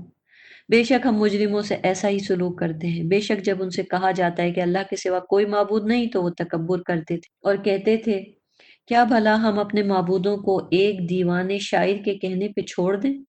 بلکہ وہ تو حق لایا ہے اور اس نے سب رسولوں کی تصدیق کی ہے۔ بے شک تم اب دردناک عذاب کا مزہ ضرور چکو گے، تمہیں بس اسی کا بدلہ دیا جائے گا جو تم عمل کرتے تھے، مگر اللہ کے چنے ہوئے بندے عذاب سے محفوظ رہیں گے۔ انہی کے لیے مقررہ روزی ہے، یعنی جنت کے لذیذ پھل ہیں، اور وہ لوگ معزز ہوں گے، نعمت کے باغوں میں ہوں گے، ایک دوسرے کے سامنے تختوں پہ ہوں گے۔ بار بار جنت کی خوبی آتی ہے، ایک دوسرے کے سامنے، فیس ٹو فیس۔ یعنی یہ ایک نعمت ہے کہ جنت میں جو سیٹنگ ارینجمنٹ ہوگا وہ فیس ٹو فیس ہوگا۔ دنیا میں آج ہم کیا کرتے ہیں، جو لوگ ہمیں پسند نہیں ہوتے ہم ان میں جا کے بیٹھنا ہی پسند نہیں کرتے۔ ہم شادیوں میں، پارٹیز میں گروپس بنا کے خواتین رہتی ہیں، میرا یہ گروپ فلاں کا، وہ گروپ فلاں کا، اور وہ گروپس بھی کلاس ڈفرنس کے حساب سے بنتے ہیں، وہ اس ٹیبل پہ، وہ اس ٹیبل پہ۔ اور کوئی اگر لو کلاس والا اپر کلاس سے آ کے بات کرے تو وہ اس کی طرف فیس کیے بغیر اس کو جواب دینا پسند کرتے۔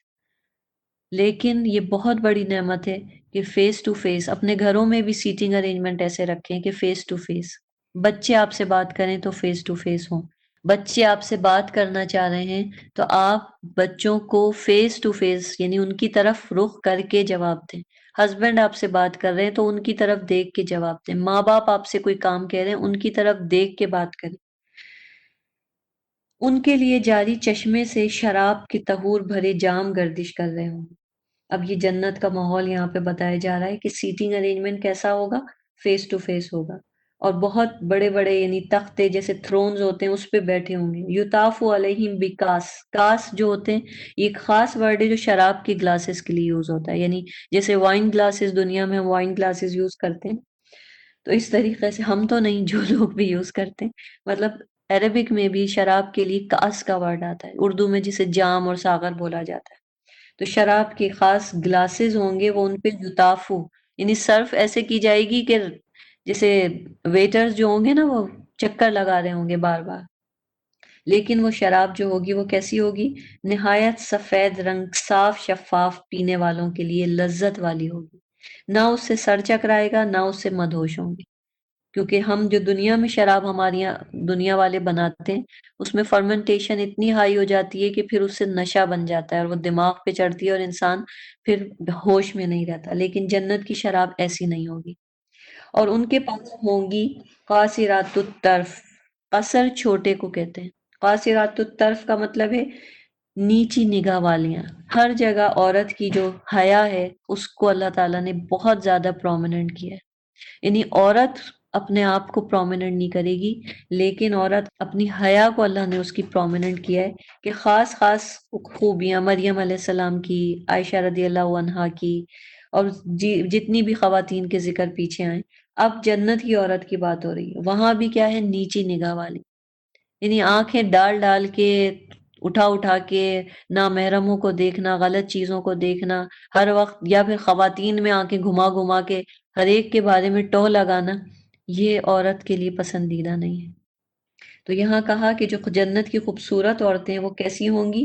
قاصرات الطرف عین، نیچی نگاہ والیاں۔ اور کیسی ہوں گی؟ کأنہن بید مکنون، بید کہتے ہیں انڈے کو، غزال چشم، خوبصورت آنکھوں والی حوریں، حور یہاں پہ کہا جا رہا ہے، اور مکنون، مکنون کا مطلب ہوتا ہے چھپی ہوئی، یعنی گویا وہ، بعض کہتے ہیں کہ یہ آسٹرچ کے انڈے سے تشبیہ دی ہے، انڈے ہوں پردوں میں چھپائے ہوئے، کیونکہ وہ اتنی خوبصورت ہوں گی کہ ان کی کورنگ، یعنی ان کی سکن کو دیکھ کے ایسا لگے گا جیسے ان کو چھپا دیا گیا ہے، چھپے ہوئے۔ مکنون جو ہوتی ہے وہ ایسے پرلز جو شیل میں چھپے ہوئے ہوں، یا جو بھی خوبصورت چیز ہے جس کو چھپا چھپا کے رکھا جائے۔ ہم خوبصورتی کو دکھانا پسند کرتے ہیں، یا تو سڑکوں پہ یا بازاروں میں یا پارٹیوں میں یا سوشل میڈیا پہ، لیکن اللہ تعالیٰ عورت کے لیے ہر جگہ مکنون، چھپا ہوا اور خوبصورت۔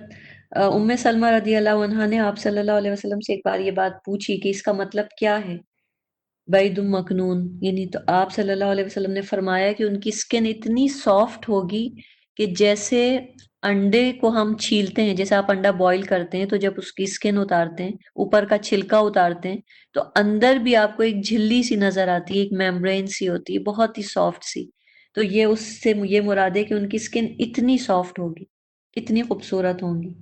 وہ جنتی ایک دوسرے کی طرف متوجہ ہو کے باہم پوچھیں گے، ان میں سے ایک کہنے والا کہے گا، بے شک دنیا میں میرا ایک ہم نشین تھا، قرین تھا، یعنی وہ جو ہر وقت کے ساتھ اٹھنے بیٹھنے والے ہوتے ہیں نا، ایک کولیگ تھا، جو کہتا تھا کیا بھلا تو بھی قیامت کی تصدیق کرنے والوں میں سے ہے؟ یعنی وہ اکثر بات چیت ہوتی تھی، کبھی لنچ ٹائم میں، کبھی باہر نکلے ہیں، کہ are you a believer, do you really believe in day of judgement? اکثر لوگ ایسے سوال کرتے ہیں نا بعض کولیگز، کہ تم بھی مذہب کے بارے میں تمہارا کیا عقیدہ ہے، مانتے ہو تم مذہب کو، تمہیں لگتا ہے قیامت ہوگی، تمہیں لگتا ہے نبی انبیاء تھے اور یہ باتیں سچ ہیں، انسان مرنے کے بعد زندہ ہوگا؟ اور میں یہ بات نان مسلمز کی نہیں کر رہی، استغفر اللہ، آج ہمارے آس پاس ایسے مسلمان لوگ موجود ہیں۔ ایک دفعہ کچھ ینگ بچے بچیوں کے ساتھ ایک جگہ پہ میں تھی، اور وہاں میں ان کی باتیں سن رہی تھی، مطلب یہ نہیں کہ میں اوور ہیئر کر رہی تھی، میرے سامنے ہی باتیں کر رہے تھے، اور آپس میں ان کی باتیں تھیں کہ مسلمان ہوتے ہوئے وہ یہ کہہ رہے ہیں کہ بالکل ریلیجن، پتہ نہیں کوئی ایک بات کسی لڑکے نے کہی تو ایک لڑکی کہنے لگی کہ اف تم بھی کیا ریلیجیس ہو گئے ہو؟ تو اس نے کہا کہ نہیں، میں ریلیجیس تو نہیں ہوا ہوں، لیکن میں کچھ اتنا دور چلا گیا ہوں کہ میری امی نے میری گاڑی میں قرآن لٹکا دیا ہے مرر پہ، تو اس سے مجھے ایسا لگتا ہے کہ ہاں نہیں، میں ریلیجیس تو ہوں۔ اتنا میرا دل پکڑ کے، مطلب مجھے سمجھ نہیں آیا کہ مسلمان بچے بچیاں یہ باتیں کر رہے ہیں کہ ان کے لیے آج مسلم آئیڈینٹی یا یہ کہنا کہ میں ریلیجیس ہوں، وہ صرف یہ ہے کہ گاڑی میں مرر پہ ایک چھوٹا سا قرآن کا وظیفہ تعویذ بنا کے لٹکا دیا جائے۔ جس کی مائیں قرآن بچوں کو تعویذوں کی شکل میں پرووائڈ کریں، بجائے یہ کہ وہ انہیں قرآن پڑھائیں سمجھائیں، تو ان ماؤں کی اولادیں پھر ایسی بنیں گی نا۔ انہوں نے بھی قرآن کو تونے ٹوٹ کے تعویذ بنا بنا کے گلوں میں، امام ضامن بنا کے دولہوں کے بازوؤں پہ، کہاں کہاں باندھ دیا، دلہنوں کے سروں پہ رکھ دیا۔ سلیو لیس کپڑے آ گئے دلہن کے ڈریس میں، سلیو لیس پہن کے دلہن فوٹو شوٹ کرتی ہے، پوری دنیا کو دکھاتی ہے، اور جب رخصتی ہونے لگتی ہے تو لوگ کہتے ہیں جلدی سے قرآن لا کے سر پہ رکھ دو۔ ہنسی آتی ہے کہ قرآن کی توہین ہے، مذاق ہے کہ پوری دنیا کے سامنے اپنے جسم کی نمائش کر دو اور اس کے بعد کہو کہ سر پہ قرآن رکھ دو تو یہ دلہن حفاظت سے اپنے گھر پہنچ جائے گی۔ کیسے کیسے ہم نے قرآن کے یوز بنا لیے، کس لیے اللہ نے یہ کتاب اتاری تھی اور ہم کس پرپس کے لیے استعمال کرتے ہیں؟ پوچھے کوئی کہ کیا نبی صلی اللہ علیہ وسلم نے حضرت فاطمہ کے سر پہ قرآن رکھ کے رخصت کیا تھا ان کو؟ انہوں نے قرآن ان کے دل میں اتارا تھا، انہیں سکھایا تھا، سکھا کے بھیجا تھا، سر کے اوپر رکھ رکھ کے رخصت نہیں کیا تھا۔ تو یہاں پہ یہ وہی باتیں ہو رہی ہیں کہ وہ کہے گا کیا تم واقعی بلیور ہو، تم ان چیزوں کو مانتے ہو؟ دنیا میں وہ یہ کہتا تھا، کیا واقعی جب ہم مر جائیں گے، ہڈیاں ہو جائیں گے، کیا واقعی ہمیں اٹھا کے سزا جزا دی جائے گی؟ تو یہ ان کی دنیا کی باتیں۔ اب آخرت میں کیا ہو رہا ہے کہ وہ اس کا جو کولیگ تھا جو واقعی بلیو کرتا تھا وہ تو جنت میں پہنچ گیا، تو وہ جنتی ساتھیوں سے کہے گا کیا تم جہنم میں جھانک کے دیکھو گے؟ پھر وہ جھانکے گا اور اسے جہنم کے درمیان دیکھے گا، یعنی جو بلیو نہیں کرتا تھا اس کو دکھایا جائے گا۔ اس کا مطلب ہے کہ جنت میں بھی کوئی نہ کوئی ایسا کمیونیکیشن سسٹم ہوگا کہ وہیں کے وہیں کال ملا دی جائے گی، یا پھر ویڈیو کال ہوگی کہ وہ وہیں پہ دیکھ لے گا کہ وہ جہنم کے بیچ میں اس کا وہ دوست، اس کا کولیگ پڑا ہوا ہے، اور اس کو دیکھ کے وہ کہے گا اللہ کی قسم، قالا تاللہ ان کدت لتردین، اللہ کی قسم یقیناً قریب تھا کہ تو مجھے ہلاک کر ڈالتا۔ شکر کرے گا کہ میں بچ گیا، اگر میں اپنے اس کولیگ کی کمپنی میں زیادہ رہتا اور اس کے خیالات سے میں امپریس ہو جاتا اور اس کی باتوں کے ساتھ میں بھی نان بلیور ہو جاتا، تو آج میں اس کے ساتھ جہنم میں بیچ میں پڑا ہوتا۔ وَلَوْلَا نِعْمَةُ رَبِّي لَكُنْتُ مِنَ الْمُحْضَرِينَ، اور اگر میرے رب کا فضل نہ ہوتا تو میں ضرور حاضر کیے ہوئے مجرموں میں ہوتا۔ ابھی بھی اللہ کو کریڈٹ دے گا۔ یہ ہے شرک نہ کرنے والے لوگ، کہ کریڈٹ کس کو دے گا؟ وہ یہ نہیں کہے گا شکر ہے میں نے اس کی بات نہیں مانی، وہ کہے گا شکر ہے اللہ نے مجھے اس سے بچا لیا۔ جنتی ساتھیوں سے کہے گا کیا پھر اب ہم مریں گے نہیں؟ اب وہ پوچھے گا کہ ہم جنت میں آ گئے تو کیا موت ہے اپنی پہلی بار مرنے کے سوا، اور نہ ہمیں عذاب ہوگا؟ یعنی سوال کرے گا۔ بلا شبہ یہ تو بہت بڑی کامیابی ہے، کیونکہ جنت میں بھی موت نہیں ہوگی، جہنم میں بھی موت نہیں ہوگی۔ عمل کرنے والوں کو تو ایسی ہی کامیابی کے لیے عمل کرنے چاہیے۔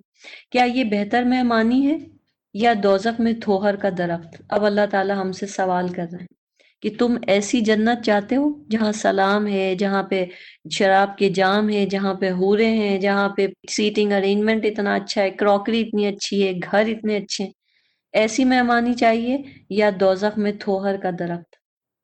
انہا شجرۃ تخرج فی اصل الجحیم، یعنی بالکل جہنم کی جو زمین ہے وہاں ہے اس کی جڑیں، زقوم کے درخت کی، وہاں سے وہ نکلتا ہے۔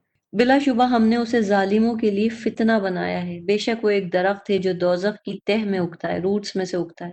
اس کا پھل گویا وہ شیطانوں کے سر ہیں، یعنی اس کے فروٹس بھی ہیں، اس کی روٹس بھی ہیں، اس کا اسٹیم بھی ہے، اور وہ ایسا ہے جیسے شیطانوں کے سر، اس کے فروٹس۔ اور اس باتوں پہ مکے والے آپ صلی اللہ علیہ وسلم کا خوب مذاق اڑاتے تھے، ہنستے تھے، جوکس بنائے ہوئے تھے انہوں نے زقوم کے درخت پہ۔ وہ کہتے تھے چلو یہ بات ابھی پتہ چلی کہ آگ کے اندر پلانٹس اگ جاتے ہیں، ہم نے تو سنا تھا زمین میں پانی ڈال کے پلانٹ اگتے ہیں، اور یہ فرما رہے ہیں کہ آگ کے اندر پلانٹ اگیں۔ تو بلا شبہ وہ دوزخی اس میں سے کھائیں گے، پھر اس سے اپنے پیٹ بھریں گے۔ بھوک اتنی شدید ہوگی جہنم میں بھی کہ دوزخی مجبور ہو کے جائیں گے اور اس زقوم کے درخت کو کھانے لگیں گے، اور اس کے جو پتے ہیں وہ بہت چوڑے چوڑے ہیں اور ان میں کانٹے لگے ہوئے ہیں، شیطانوں جیسے سر جیسے فروٹس ہیں۔ اب جب وہ کھائیں گے تو وہ جا کے ان کے حلق میں پھنس جائیں گے، پھر اس کی تکلیف ہوگی تو وہ پانی مانگیں گے۔ تو آتا ہے 67، پھر اس پر بے شک ان کے لیے پینے کو گرم کھولتا ہوا پانی کا ہمیزہ ہوگا، جیسے بوائلنگ واٹر ہے نا، لشوبم من حمیم، یعنی کسی طرح سے وہ کانٹوں بھرا فروٹ پیٹ میں اتر جائے، وہ پانی پیئیں گے تو وہ اور زیادہ ان کی ہیٹ کو بڑھا دے گا۔ پھر یقیناً ان کی واپسی بھڑکتی آگ کی طرف ہوگی، پھر بھاگیں گے وہاں سے کہ یہ کیا کرا، پھر بھاگتے بھاگتے جائیں گے۔ تو یہ ہے جنت کی مہمانی اور دوزخ کی مہمانی۔ بلا شبہ انہوں نے اپنے باپ دادوں کو گمراہ پایا۔ اب یہاں پہ صرف یہ ریزن دیکھ لیں کہ جہنم میں جانے والوں کا ریزن اللہ یہاں کیا کہہ رہے ہیں، انہم الفوا آباءہم ضالین، ان کے باپ دادا مس گائیڈڈ تھے، وہ انہی کے نقش قدم پر دوڑتے بھاگتے رہے، فہم علی آثارہم یہرعون، انہی امپریشنز کو فالو کرتے رہے۔ تو خدا کے لیے اگر آپ کے ماں باپ آپ کو جو بھی سکھا کے گئے کنفرم کریں، ویریفائی کریں کیا وہ قرآن اور حدیث کے مطابق ہے، حدیث میں کنفرم کریں کیا وہ صحیح حدیث ہے، ضعیف تو نہیں ہے، جھوٹی تو نہیں ہے، اس کے بعد اس پہ عمل کریں۔ اور اگر ایسا نہیں ہے تو چھوڑ دیں ان امپریشنز کو، مت کہیں کہ ماں باپ دادا کی عزت خراب ہو گئی، نہیں ہوگی خراب۔ اور بلا شبہ ان سے پہلے بہت سے اگلے لوگ گمراہ ہوئے، اور یقیناً ہم نے ان میں ڈرانے والے بھیجے تھے، پھر دیکھ لیجئے ان کا انجام کیسا ہوا جنہیں ڈرایا گیا تھا۔ کچھ احادیث دیکھ لیتے ہیں۔ جنت کی مہمانی کے اوپر آتا ہے کہ ابو امامہ رضی اللہ عنہ فرماتے ہیں کہ جنت والوں میں سے ایک شخص جنت کی شراب کی خواہش کرے گا تو برتن اس کے ہاتھ میں آ جائے گا اور وہ پی لے گا، اور پھر وہ برتن خود بخود اپنی جگہ پہ واپس چلا جائے گا۔ یہ چیزیں آپ نے کہاں دیکھی ہیں؟ فیری ٹیلز میں دیکھی ہوں گی نا، وہ بچے کارٹون دیکھتے ہیں نا، بیوٹی اینڈ دا بیسٹ، وہ ٹی پاٹ خود بخود آ جاتا ہے اور خود بخود اس میں سے وہ جو چاہے لے لے اور ٹی پاٹ اٹھ کے اپنی جگہ پہ چلا جاتا۔ تو یہ سب چیزیں فیری ٹیلز دنیا میں ہیں، مگر جنت میں نہیں ہے فیری ٹیلز، وہاں ریالٹی ہے، وہاں پہ یہ نان فکشن نہیں ہے، یہ سب چیزیں ریئل میں ہوں گی۔ یہ ہے جنت کی مہمانی، جو چاہے گا ملے گا۔ اور مسند احمد میں آتا ہے دوزخ کے لیے رسول اللہ صلی اللہ علیہ وسلم نے فرمایا کہ اگر زقوم کا ایک قطرہ، ایک ڈراپلٹ بھی زمین پہ ٹپکا دیا جائے تو زمین والوں کی زندگی تلخ کر کے رکھ دے۔ تو سوچ لو جس کا کھانا زقوم ہوگا اس کا کیا بنے گا۔ اور یقیناً ہم نے ان میں ڈرانے والے بھیجے، پھر دیکھیں ان کا انجام کیسا ہوا جنہیں ڈرایا گیا تھا۔ 74 سوائے اللہ کے چنے ہوئے بندوں کے۔ اب پھر سے انبیاء چنے ہوئے بندوں کا ذکر آئے گا۔ اور یقیناً نوح علیہ السلام نے ہمیں پکارا تو دیکھو ہم کیا ہی خوب خوب جواب دینے والے ہیں، اور ہم نے اسے اور اس کے اہل بیت کو بڑی پریشانی سے نجات دی۔ یعنی انہوں نے 950 ایئرز کے بعد اللہ سے دعا مانگی کہ کفر کو، شرک کو ہمیشہ کے لیے دنیا سے ختم کر دے، تو اس دعا پہ اللہ نے کیا خوب جواب دیا اور ان کو اس بڑے کرب سے بچا لیا، اور ہم نے اس کی اولاد کو باقی رہنے والے بنا دیا، اور ہم نے اس کا ذکر پیچھے آنے والوں میں باقی رکھا۔ اب پھر انبیاء کا ذکر آ رہا ہے، کیونکہ ہم یہاں اب غور کریں گے کہ وہ انبیاء اپنے پیچھے کیا امپریشن چھوڑ کے گئے۔ ان کا ذکر آج موجود ہے۔ کس طرح موجود ہے کہ نوح علیہ السلام میں ڈٹرمنیشن تھی، انہوں نے ہمت نہیں ہاری، 950 ایئرز تک لگے رہے اپنے مشن میں۔ یہ ہیں ان کے امپریشن۔ نوح پر تمام جہانوں میں سلام ہو۔ بلا شبہ ہم نیکوکاروں کو اسی طرح جزا دیتے ہیں۔ بے شک وہ ہمارے مومن بندوں میں سے تھا، پھر ہم نے دوسروں کو غرق کر دیا، اور بے شک ابراہیم بھی اسی نوح کے گروہ سے تھا جب وہ اپنے رب کے پاس قلب سلیم کے ساتھ آیا۔ ابراہیم علیہ السلام کے نام کے ساتھ ہی قلب سلیم آ جاتا ہے، کیونکہ ان کا دل سلیم تھا، سلامتی والا دل تھا، اس میں کسی کے لیے کوئی گرج نہیں تھی، بغض، حسد، کینہ، جیلسی کچھ بھی نہیں تھا۔ ان کا دل پیور تھا، اللہ تعالیٰ کی خاص وحدانیت توحید کے ساتھ انہوں نے اللہ کو حاصل کیا تھا۔ سب چیزوں کو دیکھ کے، نہ سورج، نہ چاند، نہ ستارے، ہر چیز کو انہوں نے ویریفائی کرتے گئے، رول آؤٹ کرتے گئے اور پیور اللہ کو اپنایا۔ جب اس نے اپنے باپ اور اپنی قوم سے کہا تم کس چیز کی عبادت کرتے ہو، کیا تم اللہ کو چھوڑ کے جھوٹے گڑھے ہوئے معبود چاہتے ہو، پھر رب العالمین کی نسبت تمہارا کیا خیال ہے؟ تب اس نے ایک نگاہ ڈال کے ستاروں کو دیکھا، پھر کہا بے شک میں تو بیمار ہوں، چنانچہ وہ اس سے پیٹ پھیر کر لوٹ گئے۔ پھر وہ ان کے معبودوں کی طرف متوجہ ہوا اور کہا کیا تم کھاتے نہیں، کیا تم بولتے نہیں؟ پھر وہ انہیں دائیں ہاتھ سے مار مار کر توڑتے چلے گئے۔ پھر وہ لوگ دوڑتے ہوئے اس کی طرف آئے، اس نے کہا کیا تم ان کی عبادت کرتے ہو جنہیں تم خود تراشتے ہو، حالانکہ اللہ ہی نے تمہیں تمہارے اعمال کو پیدا کیا ہے؟ وہ کہنے لگے اس کے لیے ایک مکان بناؤ اور اس میں آگ جلاؤ اور اسے دہکتی آگ میں ڈال دو۔ پیچھے آپ نے پڑھا ہے واقعہ کہ سارے فیسٹیول میں شرکت کرنے گئے، پیچھے سے انہوں نے سارے بت خانے کے بت توڑ دیے، بڑے والے بت کو چھوڑ دیا۔ جب لوگ واپس آئے تو کہا اس بت نے ان کو توڑا، تو جواب میں انہیں آگ میں ڈال دیا گیا۔ پھر انہوں نے اس کے ساتھ ایک چال چلنے کا ارادہ کیا تو ہم نے انہیں نیچا دکھایا، اللہ نے اس آگ کو ٹھنڈا کر دیا، یعنی بے ضرر کر دیا۔ اور اس نے کہا بے شک میں اپنے رب کی طرف جانے والا ہوں، یقیناً وہ میری رہنمائی فرمائے گا۔ اے میرے رب مجھے بیٹا عطا فرما جو صالحین میں سے ہو۔ آپ کو پتہ ہے بہت بوڑھے ہو گئے تھے اور اس کے بعد دعا مانگی اور اللہ تعالیٰ نے ان کو پھر اسحاق علیہ السلام بھی دیے اور اسماعیل علیہ السلام۔ چنانچہ ہم نے اسے بہت حلم والے لڑکے کی بشارت دی۔ کرسچنز یہاں سمجھتے ہیں کہ یہ باتیں اسحاق علیہ السلام کی ہو رہی، جبکہ آگے واقعہ جو آ رہا ہے وہ اسماعیل علیہ السلام کے لیے۔ پھر جب وہ لڑکا اس کے ساتھ دوڑنے بھاگنے کی عمر کو پہنچا تو اس نے کہا اے میرے پیارے بیٹے، بے شک میں خواب میں دیکھتا ہوں کہ میں تجھے ذبح کر رہا ہوں۔ 3 راتوں تک یہ خواب آپ کو آتا رہا، ابراہیم علیہ السلام کو۔ اب اتنا خطرناک خواب تھا، لیکن یہ پتا تھا کہ جو انبیاء کو خواب دکھتے ہیں بار بار تو وہ سچے ہوتے ہیں، تو وہ سمجھ گئے کہ یہ اللہ کا حکم ہے، میرا ٹیسٹ ہے، میری آزمائش ہے۔ اب تو دیکھ تیری کیا رائے ہے؟ تو اپنے بیٹے کے پاس گئے اور بیٹے کو کنسلٹ کیا، پہلے بتایا کہ تم مجھے اب بتاؤ تمہاری کیا اوپینین ہے۔ اب بیٹا کیا ہوتا؟ بیٹا تو کہہ دیتا کہ ابا جان آپ کو ہو کیا گیا ہے؟ آپ میرے باپ ہو کے میرے گلے پہ چھری چلائیں گے؟ آپ اپنے خوابوں کی باتیں پہ یقین کر رہے ہیں، یعنی آپ اپنے ڈریمز کو سچا سمجھ رہے ہیں؟ ایسا کیسا ڈریم کہ آپ کہہ رہے ہیں کہ ابھی اپنے بیٹے کو ہی ذبح کر دو؟ ابھی آج کے دور میں کوئی باپ اگر یہ بات کرتا ہے تو آف کورس بچہ یہی کہے گا۔ کیوں؟ کیونکہ اس کا باپ پیغمبر نہیں ہے۔ لیکن اسماعیل علیہ السلام کو پتا تھا کہ ان کا باپ پیغمبر ہے، اور پیغمبر کو جو خواب دکھتا ہے وہ اللہ کی طرف سے ہوتا ہے۔ باپ نے پرورش اس انداز سے کی تھی کہ اسماعیل علیہ السلام کو بیک گراؤنڈ ہر چیز کا پتا تھا، کہ میرا باپ، اس پہ ٹرسٹ اتنا تھا باپ پہ کہ انہیں یہ پتا تھا کہ میرا باپ کسی دشمنی میں ایسا نہیں کہہ رہا، یہ اللہ کا حکم ہے۔ اللہ پہ ایمان اتنا مضبوط تھا اسماعیل علیہ السلام کا کہ انہوں نے ایک بچے ہوتے ہوئے کہہ دیا ٹھیک ہے ابا جان۔ بیٹے نے کہا ابا جان جو آپ کو حکم دیا گیا ہے کر گزرے، انشاءاللہ آپ مجھے صبر کرنے والوں میں پائیں گے۔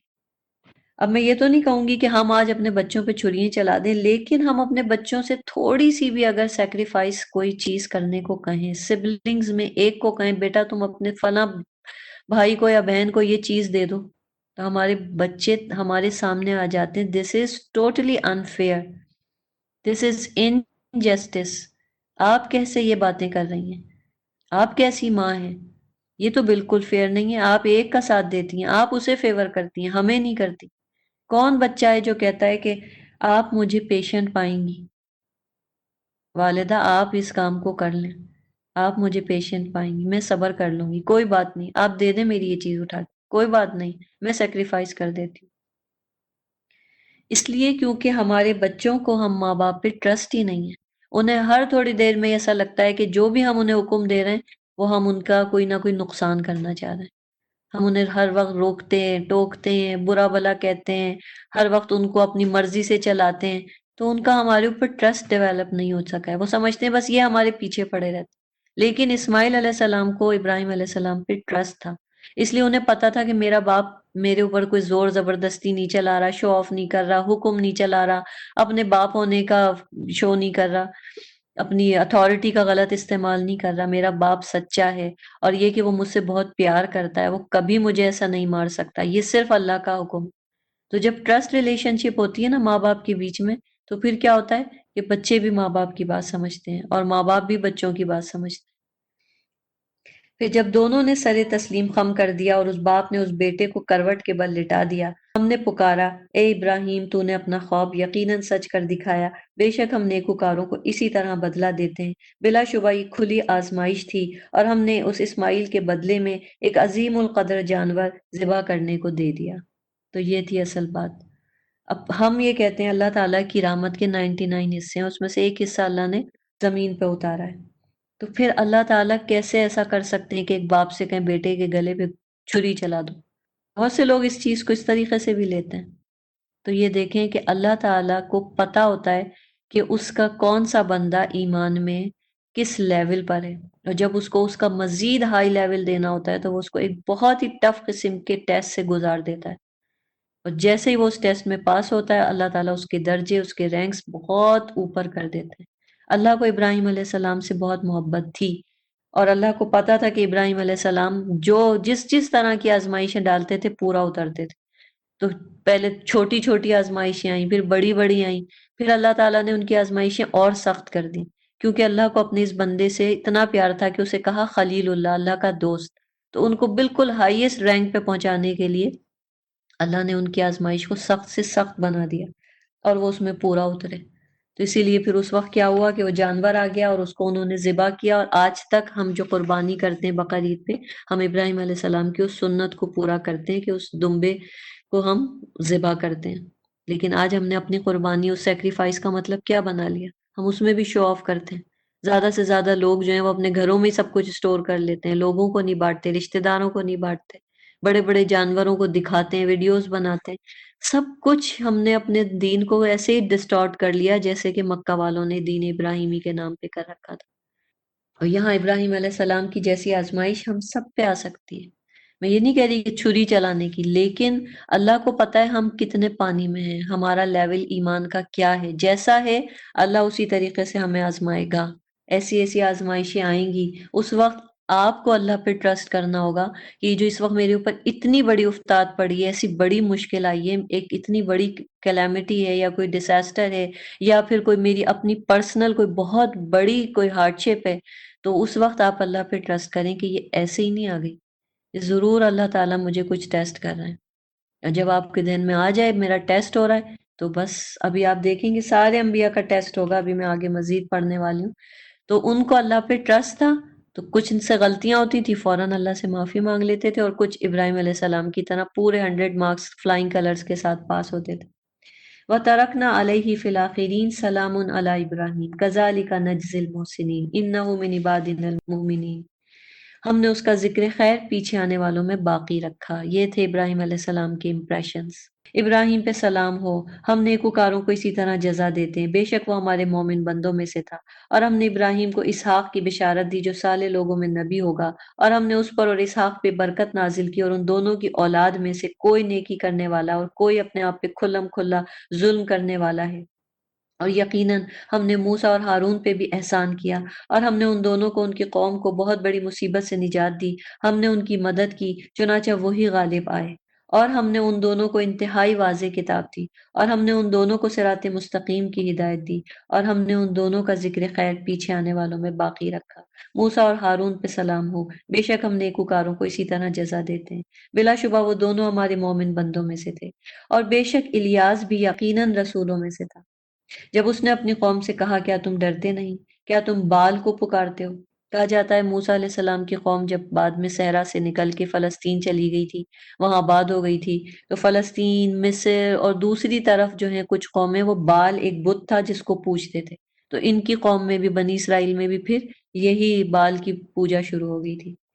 اور سب سے بہتر پیدا کرنے والے کو تم چھوڑ دیتے ہو، یقیناً اللہ کو جو تمہارے اگلے باپ دادوں کا رب ہے، پھر انہوں نے اسے جھٹلایا، لہٰذا وہ سب عذاب میں ضرور حاضر کیے جائیں گے سوائے اللہ کے چنے ہوئے بندوں کے۔ ہم نے اس کا ذکر خیر پیچھے آنے والوں میں باقی رکھا۔ الیاس کے لیے اب یہاں آ رہا ہے الیاسین پر سلام ہو، بے شک ہم نیکوکاروں کو اس طرح جزا دیتے ہیں، یقیناً وہ ہمارے مومن بندوں میں سے تھا، اور بلا شبہ لوط بھی رسولوں میں سے تھے۔ اذ نجیناہ واہلہ اجمعین، جب ہم نے اسے اور اس کے سب اہل کو نجات دی سوائے ایک بڑھیا لوط کی اہلیہ کے جو پیچھے رہ جانے والوں میں تھی، پھر ہم نے دوسروں کو ہلاک کر دیا۔ بلا شبہ تم صبح کو ان کی تباہ شدہ بستیوں پہ سے گزرتے ہو، اور رات کو بھی، کیا پھر تم عقل نہیں رکھتے؟ اور بے شک یونس یقیناً رسولوں میں سے تھا۔ دیکھیں یہ سارے انبیاء کے ذکر اب آ رہے ہیں اس کانٹیکس میں کہ ان سب کے پیچھے کیا کیا انہوں نے اپنے اپنے امپریشن چھوڑے۔ لوط علیہ السلام کی قوم، ایک انہوں نے امپریشن چھوڑا ہومو سیکسولیٹی جو آج بھی چل رہا ہے، اس کا گناہ کس کو جا رہا ہے؟ لوط علیہ السلام کی قوم کو۔ جب وہ ایک بھری ہوئی کشتی کی طرف بھاگ کر گیا، اب یہ یونس علیہ السلام کا واقعہ ہے کہ وہ اپنی قوم کو عذاب کی دھمکی دے کے اس وقت آنے سے پہلے بستی چھوڑ گئے، اور پھر اللہ نے ان کا امتحان لیا، انہیں بھی آزمائش میں ڈالا، اور ان کا قرا جو نکلا، پھر کشتی والوں نے قرا ڈالا تو وہ مغلوب ہو گئے، یعنی لاٹ میں ان کا نام آ گیا۔ تب اسے مچھلی نے نگل لیا جبکہ وہ خود کو ملامت کر رہا تھا، پھر مچھلی کے پیٹ میں چلے گئے، ویل تھی بہت بڑی، اس نے چبایا نہیں۔ پھر اگر یہ بات نہ ہوتی کہ بے شک وہ تسبیح کرنے والوں میں سے تھا، تو وہ لوگوں کے دوبارہ زندہ کر کے اٹھائے جانے کے دن تک اسی مچھلی کے پیٹ میں رہتا۔ اگر وہ لا الہ الا انت سبحانک انی کنت من الظالمین نہیں پڑھتے تو وہ قیامت تک اس مچھلی کے پیٹ میں رہتے۔ پھر ہم نے اسے چٹیل میدان میں ڈال دیا جبکہ وہ بیمار تھا۔ پھر جب انہوں نے اتنے دن توبہ کی اللہ سے، اس آزمائش میں پورے اترے، صبر کیا، اندھیروں میں اللہ کو پکارا، پکارتے رہے، ذکر کرتے رہے، تو پھر اللہ نے اس مچھلی نے ان کو اگل دیا اور میدان میں ڈال دیا، تو وہ بیمار حالت میں تھے۔ ظاہر ایک مچھلی کے اسٹمک میں رہنا آسان نہیں تھا، تو اللہ نے پھر انہیں کیسے بیماری سے شفا دی؟ ہم نے اس پر ایک بیل دار درخت اگا دیا، یقطین کہتے ہیں، جو بیلوں میں جو پھل اگتے ہیں نا، جیسے کدو ہے اس کی بیل ہوتی ہے، وہ اگا دیا، تو اس سے کیا ہوتا ہے، وہ ان کی غذا بھی بن گیا، کدو کو ہم کھا بھی سکتے ہیں۔ اور پھر ہم نے اسے 1,00,000 انسانوں کی طرف بھیجا، یعنی پھر اس سے ان کی جو اسکن تھی وہ بھی جو ہے وہ ٹھیک کر دی، وہ اس سے کچھ زیادہ ہوں گے، یعنی پھر وہ اپنی قوم میں واپس آ گئے۔ قوم جو تھی پیچھے پہلے ہی توبہ کر چکی تھی جب عذاب کے آثار آئے تھے، تو اللہ نے اس قوم پہ سے عذاب کو ہٹا دیا تھا۔ چنانچہ وہ لوگ ایمان لے آئے تو ہم نے انہیں ایک مقرر وقت تک فائدہ اٹھانے کا موقع دیا، یعنی جب تک ان کی طبعی ڈیتھ ہونی تھی اس وقت تک وہ قوم زندہ رہی اور حالت ایمان میں رہی۔ پھر اس کے بعد دیکھیں ہر قوم کو چلے جانا ہوتا ہے۔ پھر ان اہل مکہ سے پوچھئے کیا آپ کے رب کے لیے تو بیٹیاں ہیں اور ان کے لیے بیٹے ہیں، یا ہم نے فرشتوں کو مؤنث پیدا کیا یعنی بیٹی بنایا اور وہ حاضر تھے؟ خبردار، بلا شبہ وہ اپنی طرف سے جھوٹ گھڑ کے کہتے ہیں کہ اللہ کی اولاد ہے، یقیناً وہ جھوٹے ہیں۔ کیا اس نے بیٹوں پہ بیٹیوں کو پسند کیا؟ کیا ہو گیا ہے تمہیں، تم کیسا فیصلہ کرتے ہو؟ یہ اللہ یہ نہیں کہہ رہا کہ بیٹیاں بری ہیں اور بیٹے، یہ فرشتوں کو بیٹیاں جو تھا مکے والوں نے بنا دیا تھا، کفار نے اپنے لیے بیٹے پسند کرتے تھے اور اللہ کے لیے بیٹیاں۔ کیا پھر تم غور نہیں کرتے، یا تمہارے پاس کوئی واضح دلیل ہے؟ پھر تم اپنی کتاب لے آؤ اگر تم سچے ہو۔ اور انہوں نے اس اللہ کے اور جنوں کے درمیان رشتہ ٹھہرایا۔ اب لوگ بعض یہ کہتے تھے کہ اگر فرشتے اللہ کی بیٹیاں ہیں تو پھر نعوذ باللہ اللہ کی بیوی کون ہوئی؟ اگر یہ بیٹیاں ہیں تو ان فرشتوں کی مائیں کون ہوئی؟ تو بعض نے کہا کہ جنوں کی عورتیں۔ استغفر اللہ۔ تو انہوں نے اللہ اور جنوں کے درمیان رشتہ ٹھہرایا، حالانکہ بلا شبہ خود جن خوب جانتے ہیں کہ وہ اللہ کے سامنے ضرور حاضر کیے جائیں گے۔ اللہ ان باتوں سے پاک ہے جو وہ اس کے بارے میں بیان کرتے ہیں، سوائے اللہ کے چنے ہوئے بندوں کے وہ ایسی باتیں نہیں کرتے۔ فَإِنَّكُمْ وَمَا تَعْبُدُونَ، اے مشرکوں، بے شک تم اور وہ جن کی تم عبادت کرتے ہو، تم ان مخلص بندوں کو اللہ کے خلاف بہکا نہیں سکتے مگر اسی کو جو جہنم میں جانے والا ہے۔ فرشتے کہتے ہیں ہم میں سے تو ہر ایک کا مقام مقرر ہے اور ہم اللہ کے حضور یقیناً صف باندھے کھڑے رہنے والے ہیں، بے شک ہم تسبیح کرنے والے ہیں۔ اب یہ فرشتوں کی پھر سے صفات آ رہی ہیں کہ کس طریقے سے وہ کھڑے ہوتے ہیں، اور بے شک ہم تسبیح کرنے والے ہیں۔ بلا شبہ وہ کفار کہتے تھے اگر ہمارے پاس اگلوں کی نصیحت کتاب ہوتی تو ہم ضرور اللہ کے چنے ہوئے بندے ہوتے۔ پھر پیغمبر قرآن لے کے آیا تو انہوں نے اس قرآن کا انکار کر دیا، لہٰذا ان قریب وہ جان لیں گے۔ اور در حقیقت ہمارا وعدہ پہلے ہی اپنے ان بندوں کے لیے صادر ہو چکا جو رسول ہیں کہ یقیناً ان کی مدد کی جائے گی، بلا شبہ ہمارا لشکر ہی غالب رہے گا۔ تو ایک مدت تک آپ ان سے منہ موڑ لیں، انہیں دیکھتے رہیں، ان پہ عذاب آیا ہی چاہتا ہے، پھر جلدی وہ بھی دیکھ لیں گے۔ کیا پھر وہ ہمارا عذاب جلدی مانگتے ہیں؟ پھر جب وہ ان کے صحن میں نازل ہوگا تو ڈرائے گئے لوگوں کی صبح بہت بری ہوگی، اور ان سے ایک مدت تک منہ موڑ لیجئے اور انہیں دیکھتے رہیے، جلد ہی وہ بھی دیکھ لیں گے۔ آپ کا رب عزت کا مالک ہے، ان باتوں سے پاک ہے جو وہ مشرک بیان کرتے ہیں، اور تمام رسولوں پہ سلام ہے اور سب تعریفیں اللہ رب العالمین کے لیے ہیں۔ سبحان ربک رب العزت عما یصفون وسلام علی المرسلین والحمد للہ رب العالمین۔ اس کو آپ مجلس کے خاتمے پہ بھی پڑھ سکتے ہیں، نماز کے بعد جو اذکار پڑھتے ہیں اس کے خاتمے پہ بھی جب ذکر کر کے اٹھیں تو آخری دعا یہ آپ کر سکتے ہیں، سبحان ربک رب العزت عما یصفون وسلام علی المرسلین والحمد للہ رب العالمین۔ سورہ سعد، بسم اللہ الرحمن الرحیم۔ سعد ایک ہی حرف کے اوپر ہے یہ سورت، جیسے ابھی آپ نے واو پڑھا، حرف عطف مطلب ہے اور، واو کا مطلب ہے قسم۔ عربک میں ایک ایک لیٹر کی بھی میننگز ہوتی۔ قسم ہے والقرآن ذی الذکر، قسم ہے نصیحت والے قرآن کی، یہ تو لاریب کتاب ہے، بلکہ جن لوگوں نے کفر کیا وہ تکبر اور مخالفت میں پڑے، ہم نے ان سے پہلے کتنی قومیں ہلاک کر دیں، تو عذاب آنے پہ انہوں نے مدد کو پکارا جبکہ وہ خلاصی کا وقت نہ تھا، اور انہوں نے اس بات پہ تعجب کیا کہ ان میں سے ایک ڈرانے والا آ گیا، اور کافروں نے کہا یہ تو جادوگر ہے، بڑا جھوٹا ہے، کیا اس نے سارے معبودوں کو ایک معبود کر دیا؟ بے شک یہ تو یقیناً ایک بڑی چیز ہے۔ اور ان کے سردار آواز حق سن کے یہ کہتے ہوئے چل دیے چلو اپنے معبودوں پہ جمے رہو، بے شک یہ چیز جو خاص ارادے سے پیش کی جا رہی ہے، ہم نے یہ بات پچھلے دین میں نہیں سنی، یہ تو بس گھڑی ہوئی بات ہے۔ یہ باتیں کہی تھیں مکہ والوں نے جب آپ صلی اللہ علیہ وسلم جو تھے، آپ کے چچا ابو طالب آپ کو ہر جگہ سپورٹ کرتے تھے۔ جب ابو طالب 10 ہجری میں ان کا شیب ابی طالب میں بہت کمزور ہو گئے تھے، 3 سال کا وہ جو ایک لاک ڈاؤن سچویشن شیب ابی طالب میں گزاری تھی، تو اس کے بعد جب ان کا آخری وقت آیا تو یہ سارے کے سارے 25 کے قریب ڈیلیگیشن کفار کا جمع ہوا اور چلا گیا کہ ابو طالب کو جا کے منع کرتے ہیں کہ یہ نہ ہو کہ ان کے مرنے کے بعد ہم محمد صلی اللہ علیہ وسلم پہ ہاتھ اٹھائیں تو لوگ کہیں جب تک چچا زندہ تھا تو ہاتھ نہیں اٹھایا اور اب اس کو مار رہے ہیں۔ تو انہوں نے کہا ابھی اس کے مرنے سے پہلے ہی فیصلہ کر لو، اور یہ وہاں چلے گئے، اور جان بوجھ کے ابو جہل جو تھا وہ پاس جا کے بیٹھ گیا، ایک ہی جگہ خالی تھی وہاں پہ وہ بیٹھ گیا، اس نے نبی صلی اللہ علیہ وسلم کو پاس بیٹھنے نہیں دیا کہ کہیں یہ ابو طالب کو اسلام نہ قبول کرا دے۔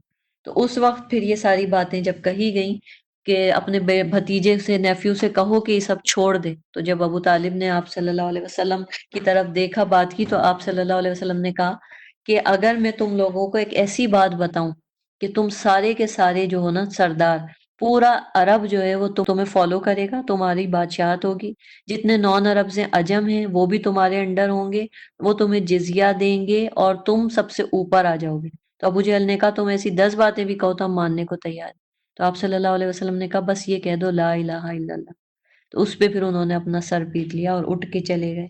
تو یہ آیات میں یہاں یہی بات ہو رہی ہے کہ یہ سردار چل دیے کہ چلو اپنے معبودوں پہ جمے رہو۔ انہوں نے کہا ہم اس دین کو مان ہی نہیں سکتے جو یہ کہتا ہے کہ سارے خداؤں کو بس ملا کے ایک کر دو۔ کیا ہم میں سے اسی پر ذکر قرآن نازل ہوا ہے؟ مکے والوں نے کہا بلکہ وہ تو میرے ذکر کے متعلق شک میں ہے، بلکہ ابھی تک انہوں نے میرا عذاب نہیں چکھا۔ کیا ان کے پاس آپ کے رب کی رحمت کے خزانے ہیں جو نہایت غالب ہے، خوب عطا کرنے والا ہے، یا آسمان اور زمین اور ان کے بیچ ہر چیز کی بادشاہت انہی کے لیے ہے؟ مطلب کس بات کا ایسا تکبر ہے؟ اگر ایسا ہے تو چاہیے کہ رسیوں کے ذریعے آسمان پہ چلیں۔ یہ تو یہاں کے ہارے ہوئے شکست خوردہ لشکروں میں سے ایک حقیر سا لشکر ہے۔ ان سے پہلے قوم نوح، عاد اور میخوں والے فرعون ذوالأوتاد نے حق کو جھٹلایا، قوم سمود، قوم لوط، اصحاب ایکا نے جھٹلایا۔ واقعی یہ بہت بڑے طاقتور لشکر تھے۔ تو یہ مکہ کے والے پھر ہیں کیا؟ ان سے بڑے بڑے طاقتور لشکروں کو اللہ نے ختم کر دیا۔ ان میں سے ہر ایک نے رسولوں کو جھٹلایا، لہٰذا ان پہ میرا عذاب ثابت ہو گیا۔ یہ لوگ تو بس ایک ہولناک چیخ کا انتظار کر رہے ہیں جس میں کوئی وقفہ نہیں ہوگا۔ انہوں نے کہا اے ہمارے رب، ہمیں ہمارا عذاب کا حصہ حساب کے دن سے پہلے ہی دے دے۔ اے نبی، جو کچھ یہ کہتے ہیں آپ اس پہ صبر کریں۔ ہمارے بندے داؤد کو یاد کریں جو ذی العید صاحب قوت تھا، بے شک وہ بہت رجوع کرنے والا تھا۔ یعنی داؤد علیہ السلام جو تھے قوت والے تھے، لوہا ہاتھ میں نرم ہو جاتا تھا، اس سے زرہ بناتے تھے، اسے بیچ کے اپنی کمائی سے اپنا گھر چلاتے تھے، اور بہت اواب تھے، عبادت کرتے رہتے تھے۔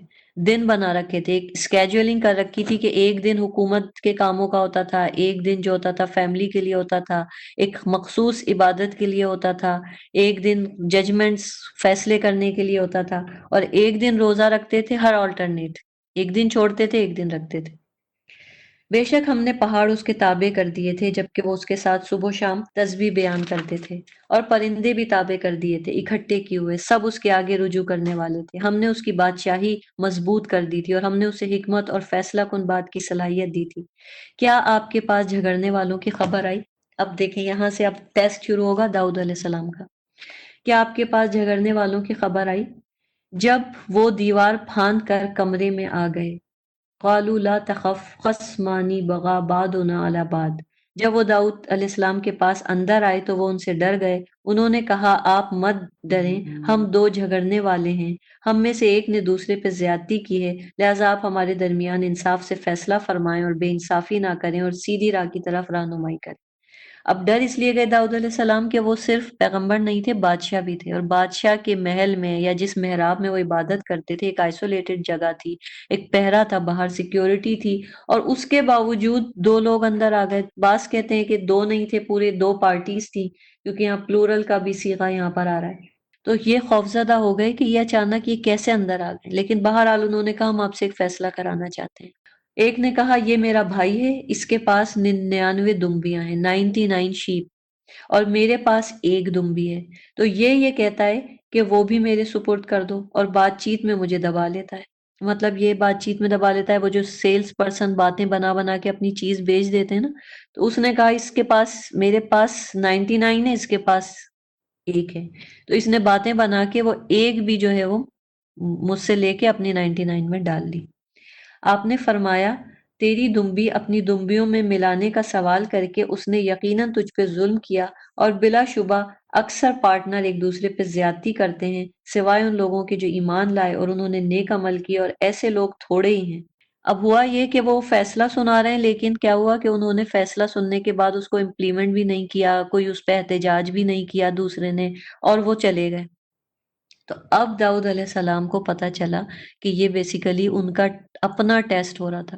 اللہ تعالیٰ دیکھ رہے تھے ان کی ججمنٹ کو۔ انہوں نے کیا کیا، انہوں نے ایک فریق کو سنا، ایک کا ورژن، اور فیصلہ سنا دیا، جبکہ کچھ بھی ہو جائے، بھلے کچھ صحیح لگے، دوسرا چپ رہا، اس نے کوئی آ کے بیچ میں بات نہیں بولی کہ نہیں یہ جھوٹ بول رہا ہے، وہ چپ کھڑا رہا، اور داؤد علیہ السلام سمجھے کہ یہ اس بات سچ ہے، لیکن اصلی فیصلہ یہ تھا کہ انہیں دونوں کا سننا چاہیے تھا ورژن۔ تو داؤد علیہ السلام نے جان لیا کہ ہم نے اسے ٹیسٹ کیا ہے، آزمایا ہے، لہٰذا اس نے اپنے رب سے بخشش مانگی اور وہ رکوع میں گر پڑا اور اللہ کی طرف رجوع کر لیا۔ تو یہ ہیں آزمائشیں کہ اگر غلط ججمنٹ ہو جائے، غلط کام ہو جائے، تو سارے انبیاء کو ہم دیکھتے آ رہے ہیں فوراً اپنی غلطی مانتے تھے۔ آج ہم اتنا بلیم گیم کھیلتے ہیں، اتنی جسٹیفیکیشن دیتے ہیں، لیکن اپنی غلطی کو نہیں مانتے۔ پھر ہم نے اس کی یہ غلطی بخش دی کیونکہ اس نے فوراً مانگ لی تھی، اور بے شک اس کے لیے ہمارے پاس بڑا قرب اور اچھا ٹھکانہ ہے۔ ہم نے کہا اے داؤد بے شک ہم نے تجھے زمین میں خلیفہ بنایا، لہٰذا تو لوگوں کے درمیان انصاف سے فیصلہ کر۔ یہ نہیں کہا کہ تو غلط فیصلہ کرتا ہے، کہا تو انصاف سے فیصلہ کر، نفسانی خواہش کی پیروی نہ کر کہ وہ تجھے اللہ کے راستے میں بھٹکا دے گی۔ بلا شبہ جو لوگ اللہ کے راستے سے بھٹک جاتے ہیں ان کے لیے شدید عذاب ہے، اس لیے کہ وہ یوم حساب کو بھول گئے۔ تو دنیا کی خواہش، نفسانی خواہش کیا کرتی ہے؟ اللہ کے راستے سے بھٹکا دیتی ہے اور آخرت کے دن کو بھلا دیتی ہے۔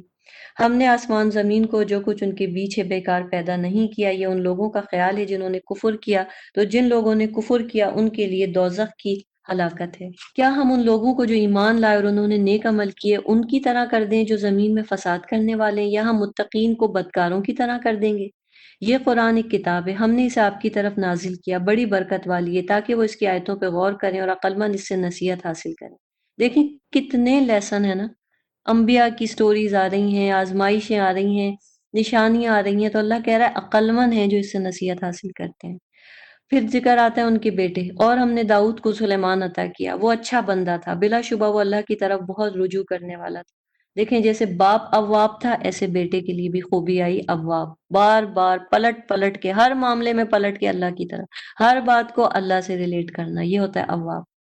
جب شام کے وقت اس کے سامنے اصیل گھوڑے پیش کیے گئے، اصیل گھوڑے یعنی ان کو، آپ کو پتہ ہے ان کی کنگڈم میں جانور تھے، جن تھے، سب کچھ تھے، تو یہاں جو گھوڑے آئے ہیں ان کا آ رہا ہے صافینات۔ صافینات ہوتے ہیں کہ آپ نے اکثر ایک پوز دیکھا ہوگا کہ تین ٹانگوں کے اوپر گھوڑا جو ہوتا ہے نا وہ اوپر اٹھائی ہوئی ہوتی ہے اور ایک ٹانگ پہ کھڑا ہوتا ہے ایک خاص اینگل میں، وہ بڑے اصیل گھوڑے ہوتے ہیں، تو وہ انہیں پیش کیے گئے اور شام کا وقت تھا۔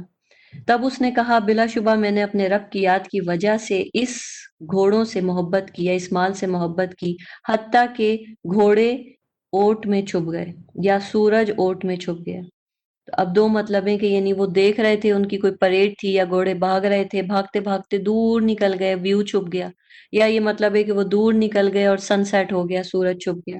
تو کہا انہیں میرے پاس واپس لاؤ، پھر وہ ان کی پنڈلیوں اور گردنوں پہ ہاتھ پھیرنے لگے، اور اب اس سے مراد ہے کہ انہوں نے اللہ کی نعمت کو دیکھ کے پھر شکر ادا کیا۔ ان کو یہ ہوا کہ گھوڑے جو ہے وہ جب بہت دور نکل گئے تو پھر اللہ تعالیٰ کی انہوں نے نعمت کا شکر ادا کیا کہ جب وہ واپس آئے تو ان کی پنڈلیوں پہ ہاتھ پھیرا۔ بعض کہتے ہیں کہ نہیں، انہوں نے توبہ کی کہ وہ ان کی محبت میں غافل ہو گئے تھے، تو اس قسم کی بات بھی آتی ہے، لیکن اصل امتحان آگے آ رہا ہے۔ یہ تو اللہ کی نعمتیں ہیں اور اس پہ شکر کی بات ہوئی ہے۔ آگے ہے بلا شبہ ہم نے سلیمان کو آزمایا اور ہم نے اس کی کرسی پہ ایک دھڑ ڈال دیا۔ اب اس کی کرسی کا مطلب اس کا تھرون، اور اس پہ کیا ڈال دیا؟ ایک دھڑ، ایک بے جان جسم۔ پھر اس نے اللہ کی طرف رجوع کیا۔ اب بہت سی ایسی روایات ہیں جن میں سے بہت سی جھوٹی ہیں جو اس کی طرف منسوب کر دی جاتی ہیں کہ وہ ان کی 100 بیویاں تھیں اور انہیں بیٹے چاہیے تھے اور فلانا تھا، یہ تھا، لیکن ہمارا معاملہ کیا ہے کہ قرآن نے یہاں کوئی ایکسپلینیشن نہیں دی ہے، کوئی صحیح حدیث ہمارے سامنے نہیں ہے، تو ہم کوئی بھی روایت کو اس کے ساتھ ایسوسیٹ نہیں کر سکتے۔ قرآن خاموش ہے، ہمیں بھی شاید کو خاموش رکھے۔ کیا ٹیسٹ تھا؟ کیا تھا بے جان جسم؟ ٹیسٹ کیسے ہوا؟ انہوں نے معافی مانگی، ہمیں صرف یہ دیکھنا ہے کہ انہوں نے معافی مانگ لی، تو ہمیں بھی ایسا ہی بننا ہے۔ اس نے کہا اے میرے رب مجھے بخش دے، مجھے ایسی بادشاہی عطا کر کہ وہ میرے بعد کسی کے لائق نہ ہو، بلا شبہ تو بہت عطا کرنے والا ہے۔ تو اللہ نے پھر ان کو ایسی بادشاہت دی۔ ایک دفعہ آپ صلی اللہ علیہ وسلم کے پاس ایک جن آ گیا اور نبی صلی اللہ علیہ وسلم نے اس کو کنٹرول کر لیا، اور آپ نے سوچا کہ اسے پکڑ کے میں ستون سے باندھوں اور کل اپنے صحابہ کو دکھاؤں، لیکن پھر آپ نے اسے چھوڑ دیا۔ آپ کے ذہن میں یہ آیت تھی کہ سلیمان علیہ السلام نے کہا تھا کہ ایسی حکومت جو میرے پاس ہے کسی کے پاس نہ ہو، یعنی جنوں پہ کنٹرول اللہ نے سلیمان علیہ السلام کو ہی دیا تھا۔ چنانچہ ہم نے ہوا اس کے تابع کر دی، یعنی وہ فالو کرتی تھی ہوا، وہ اس کے حکم سے چلتی تھی جہاں کا وہ ارادہ کرتا تھا، اور شیاطین جنات کو بھی اس کے تابع کر دیا، ہر عمارت بنانے والے، غوطہ لگانے والے، یعنی ڈائیونگ بھی کرتے تھے وہ سمندر میں، پلس نکال کے لاتے تھے وہ جن، اور دوسروں کو جو زنجیروں میں جکڑے ہوئے تھے۔ یہ ہماری بخشش ہے، لہٰذا لوگوں پہ احسان کر یا روک کوئی حساب نہیں ہوگا، اور بے شک اس کے لیے ہمارے پاس بڑا قرب اور اچھا ٹھکانہ ہے۔ اور ہمارے بندے ایوب کو یاد کیجئے جب اس نے اپنے رب کو پکارا کہ بلا شبہ مجھے شیطان نے تکلیف پہنچائی، اور ہم نے کہا کہ اپنا پیر زمین پہ مارو، یہ غسل کرنے اور پینے کا ٹھنڈا پانی ہے۔ تو اس کا مطلب ہے کہ پانی میں بھی شفا ہے۔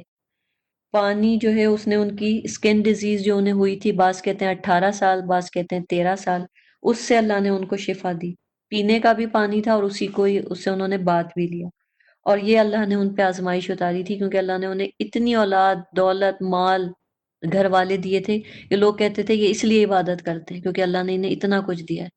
تو پھر اللہ نے لوگوں کو دکھانے کو ان سے سب واپس لے لیا۔ ان کی سکن بیماری ایسی تھی کہ ان کے بچے، ان کے بیٹے، بیوی سب چلے گئے چھوڑ کے، ایک بیوی جو تھی اس نے ان کی خدمت کی، لیکن بعد میں اللہ تعالیٰ نے ان کو یہ سب کچھ ان کے صبر کی وجہ سے واپس دے دیا۔ کیوں؟ کیونکہ انہوں نے اپنی عبادت میں کمی نہیں آنے دی، بلکہ عبادت اور تیز کر دی جب سب نعمتیں چھن گئی۔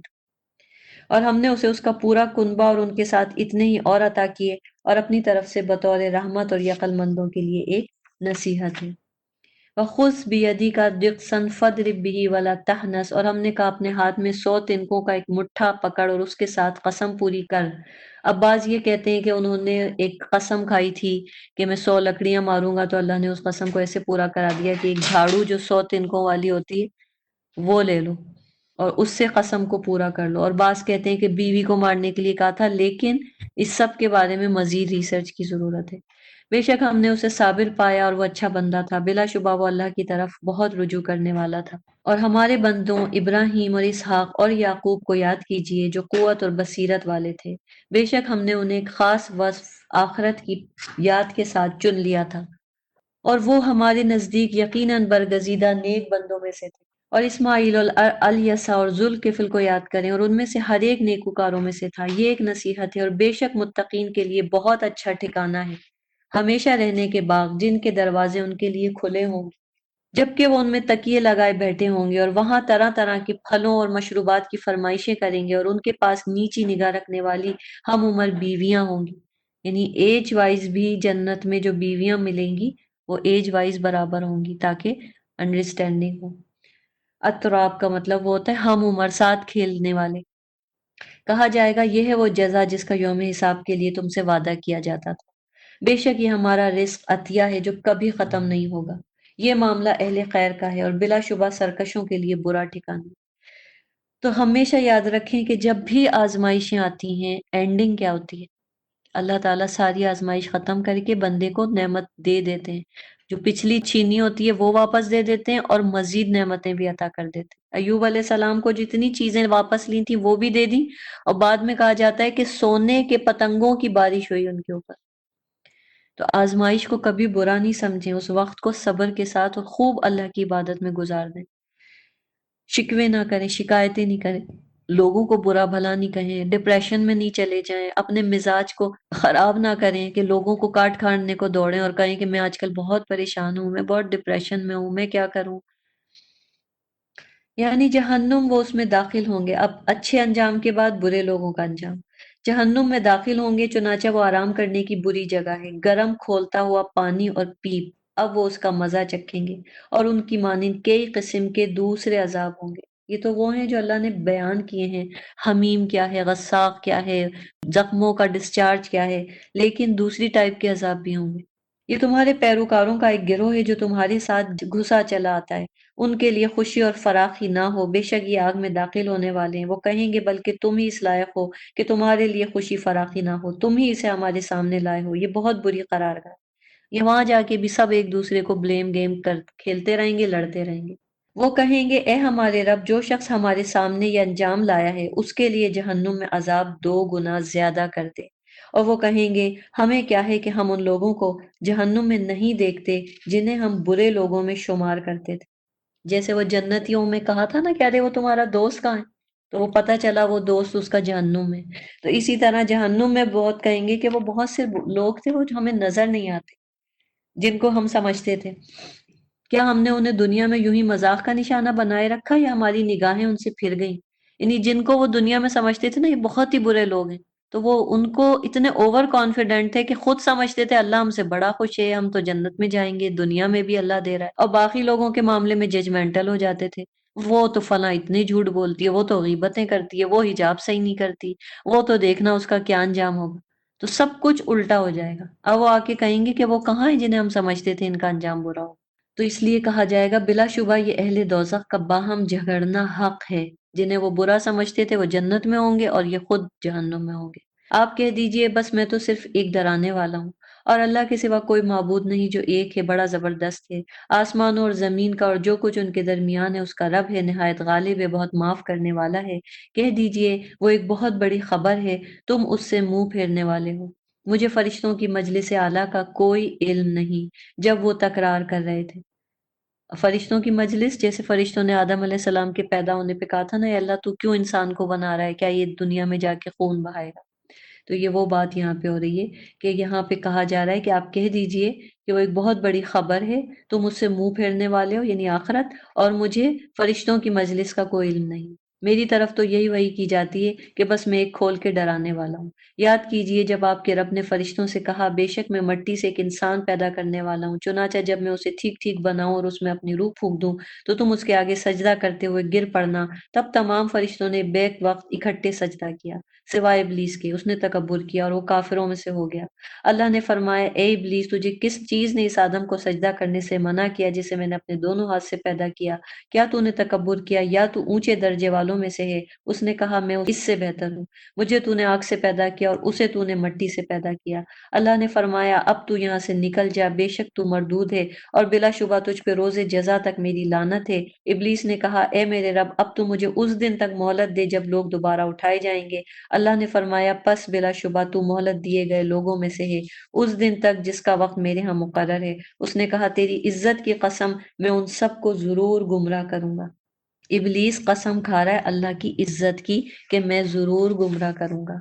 تو یہ اینڈ اس آیت کے اوپر ہوتا ہے، اس واقعے پہ آدم علیہ السلام کی، کہ ایک اللہ کے انبیاء تھے جو مرسلین تھے، جن کو اللہ نے ان کا ذکر خیر باقی رکھا، وہ ہر آزمائشوں میں پورے اترے، اور ایک یہ متکبرین ہیں جنہوں نے شیطانوں کو فالو کیا۔ تو اس نے کہا سوائے تیرے ان بندوں کے جو ان میں سے تیرے چنے ہوئے پسندیدہ ہیں، انہیں میں کچھ نہیں کر سکوں گا۔ فرمایا تو حق یہی ہے اور میں حق بات کہتا ہوں، میں تجھ سے اور ان سب سے جنہوں نے تیری پیروی کی جہنم کو ضرور بھر دوں گا۔ اے نبی آپ کہہ دیجئے میں تم سے اس تبلیغ دین پہ کوئی اجر نہیں مانگتا، میں متکلفین میں سے نہیں ہوں، متکلفین میں سے نہیں ہوں۔ اس کا مطلب یہ ہوتا ہے کہ اگر حدیث کے یہ الفاظ ہیں کہ آپ صلی اللہ علیہ وسلم نے یہ بات کہی کہ اگر تم کو کسی چیز کا پتہ ہو اور کوئی آ کے تم سے پوچھے تو بتا دو، اور اگر نہیں پتا ہو تو کہہ دو لا ادری، میں نہیں جانتا، واللہ عالم، اللہ جانتا ہے، لیکن اپنی طرف سے کوئی سٹیٹمنٹ مت دو، مطلب بناوٹی مت بنو۔ تو میں متکلفین میں سے نہیں ہوں، اگر مجھے نہیں پتا قیامت کب آئے گی میں نہیں بتا سکتا، لیکن جو مجھے پتا ہے بے شک وہ میں تمہیں بتا سکتا ہوں جو مجھ پہ وحی کیا گیا ہے۔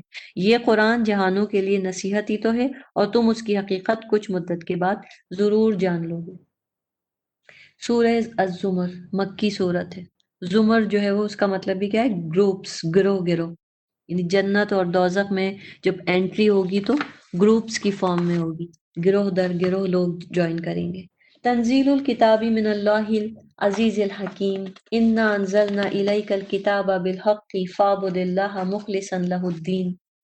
یہ اللہ کی طرف سے نازل کردہ کتاب ہے جو نہایت غالب خوب حکمت والا ہے۔ بے شک ہم نے یہ کتاب آپ کی طرف حق کے ساتھ نازل کی ہے، لہٰذا آپ اللہ کے لیے بندگی کو خالص کرتے ہوئے اس کی عبادت کریں۔ سنو، خالص بندگی اللہ کے لیے ہے، اور جن لوگوں نے اس کے سوا کارساز بنا رکھے ہیں وہ کہتے ہیں ہم ان کی عبادت صرف اس لیے کرتے ہیں کہ وہ ہمیں اللہ کے زیادہ قریب کر دیں گے۔ تو آج یہاں پہ یہی بات بتائی جا رہی ہے کہ آج ہم بھی اکثر دفعہ جب یہ بات کہتے ہیں کہ وہ چیز ہمارے لیے وسیلہ ہے، وہ ہمیں اللہ سے قریب کر دے گی، فلاں بزرگ، فلاں امام، فلاں مزار، ہم ان کو اللہ نہیں مانتے لیکن یہ ہمیں اللہ سے قریب کر دیں گے۔ تو یہی چیز کفار کہتے تھے کہ ہم ان بتوں کو اور اللہ کو مانتے ہیں لیکن یہ بت ہمیں اللہ کے قریب کر دیں گے۔ یقیناً اللہ ان کے درمیان ان باتوں کا فیصلہ فرمائے گا جن میں وہ اختلاف کرتے ہیں، بے شک اللہ اسے ہدایت نہیں دیتا جو جھوٹا ہے اور ناشکرا ہے۔ تو عبادت پھر کیسے کرنی ہے اللہ کی؟ کہ اللہ کے قریب کیا کرتا ہے؟ ہم نے وسیلے کی ڈیفینیشن پڑھی تھی، نیک اعمال، نیک اعمال، اللہ کے نام، اللہ کے ناموں کو پکار پکار کے اللہ سے دعا کریں نیک اعمال کے ساتھ، تو اللہ آپ کی سنے گا۔ اگر اللہ اپنا کوئی بیٹا بنانے کا ارادہ کرتا تو ان میں سے جنہیں وہ پیدا کرتا ہے جسے چاہتا چن لیتا، لیکن وہ تو ان باتوں سے پاک ہے، وہ اللہ واحد ہے، بڑا زبردست ہے، یہ ہے خالص پیور عبادت۔ اس نے آسمانوں اور زمین کو حق کے ساتھ پیدا کیا۔ جب اللہ کی ہر چیز خالص ہے تو ہم اپنے ایمان میں ملاوٹ کیوں کرتے ہیں؟ وہ رات کو دن پہ لپیٹتا ہے، دن کو رات پہ لپیٹتا ہے، اس نے سورج چاند کو کام پہ لگایا ہے، ہر ایک مقرر وقت تک چل رہا ہے۔ سنو، وہ نہایت غالب اور بہت بخشنے والا ہے۔ اس نے تمہیں ایک جان سے پیدا کیا، پھر اس نے اس سے اس کا جوڑا بنایا، اور اس نے تمہارے لیے چوپایوں میں سے 8 جوڑے اتارے۔ وہ تمہیں تمہاری ماؤں کے پیٹوں میں پیدا کرتا ہے، ایک پیدائش مرحلے کے بعد دوسری پیدائش، 3 قسم کے اندھیروں میں۔ یہ ہے اللہ تمہارا رب، اسی کی بادشاہی، اسی کے سوا کوئی معبود نہیں، پھر تم کہاں بہکے جاتے ہو؟ ورس نمبر 6 میں اللہ نے ایک سائنٹیفک بات ہے جو 1400 سال پہلے بتا دی۔ اللہ نے کہا فی بطونی امہاتکم خلقم من بعد خلق فی ظلمات ثلاث۔ 3 اسٹیجز ہیں، 3 پردے ہیں، 3 اندھیروں میں بچہ پرورش پاتا ہے، 3 لیئرس آف ڈارکنیسز۔ اور آج یہ بات سائنس ہمیں بتاتی ہے۔ پہلی اسٹیج پہ کیا ہوتا ہے؟ یہ تینوں اسٹیجز ہم دیکھتے ہیں نا، ایبڈومن، ووم، پلاسینٹا، یعنی جو چیز آج ایمبریولوجی سے پتہ چلتی ہے اللہ تعالیٰ نے قرآن میں بتا دی۔ اگر تم کفر کرو گے تو اللہ یقیناً تم سے بے پرواہ ہے اور وہ اپنے بندوں کے لیے کفر پسند نہیں کرتا، اور اگر تم شکر کرو گے تو وہ اسے تمہارے لیے پسند کرتا ہے، اور کوئی بوجھ اٹھانے والا دوسرے کا بوجھ نہیں اٹھائے گا۔ پھر تمہیں اپنے رب کی طرف لوٹنا ہے تو وہ تمہیں بتائے گا جو کچھ تم کرتے رہے، بلا شبہ وہ سینوں کے راز خوب جانتا ہے۔ اور جب انسان کو کوئی تکلیف پہنچتی ہے تو وہ اپنے رب کی طرف رجوع کرتے ہوئے اسے پکارتا ہے، پھر جب وہ اسے اپنی طرف سے کوئی نعمت عطا کرتا ہے تو وہ اس سے پہلے جو دعا کیا کرتا تھا اسے بھول جاتا ہے، دعا ہی بھول جاتا ہے کہ میں نے کتنے ایسے کام ہیں، ہم یہی بھول جاتے ہیں اچھا میں نے اس کام کے لیے اتنی دعائیں کی تھی، بس جیسے ہی وہ چیز ملتی ہے ہم بھول جاتے ہیں کہ ہم نے اللہ کو کیسے سچے دل سے پکارا تھا، منتیں مانی تھی، کتنے کتنے نوافل پڑے تھے، کیسی کیسی دعائیں کی تھی۔ بس ملنے کے بعد سب کچھ انسان بھول جاتا ہے اور اللہ کے لیے شریک ٹھہراتا ہے تاکہ اس کے راستے سے لوگوں کو بہکائے۔ آپ کہہ دیجئے تو اپنے کفر کے ساتھ کچھ دنیاوی فائدہ اٹھا لے، بلا شبہ تو دوزخیوں میں سے ہے۔ کیا یہ مشرک بہتر ہیں یا جو رات کی گھڑیوں میں سجدہ کرتے ہیں، کھڑے ہوئے عبادت کرتے ہیں، جبکہ وہ آخرت سے ڈرتا ہے اور اپنے رب کی رحمت کی امید بھی رکھتا ہے؟ کہہ دیجئے کیا جو لوگ علم رکھتے ہیں اور جو علم نہیں رکھتے برابر ہو سکتے ہیں؟ پس عقل والے ہی نصیحت پکڑتے ہیں۔ اب یہ کس علم کی بات ہو رہی ہے؟ جو شخص قرآن کا علم رکھتا ہے، تلاوت پڑھ کے ہم کہہ سکتے ہیں مجھے قرآن کا علم ہے، اس کا مطلب ہے نا کہ قرآن کو سمجھنے والے علم کی بات ہو رہی ہے۔ اللہ کہہ رہا ہے جو علم رکھتا ہے اور نہیں رکھتا، کیا وہ دونوں برابر ہو سکتے ہیں؟ عقل سے کام کیوں نہیں لیتے؟ کہہ دیجئے اے میرے بندوں جو ایمان لائے ہو، اپنے رب سے ڈرو، جنہوں نے اس دنیا میں اچھے عمل کیے ان کے لیے بھلائی ہے، اور اللہ کی زمین وسیع ہے، بلا شبہ صبر کرنے والوں کو ان کا پورا اجر بے حساب دیا جائے گا۔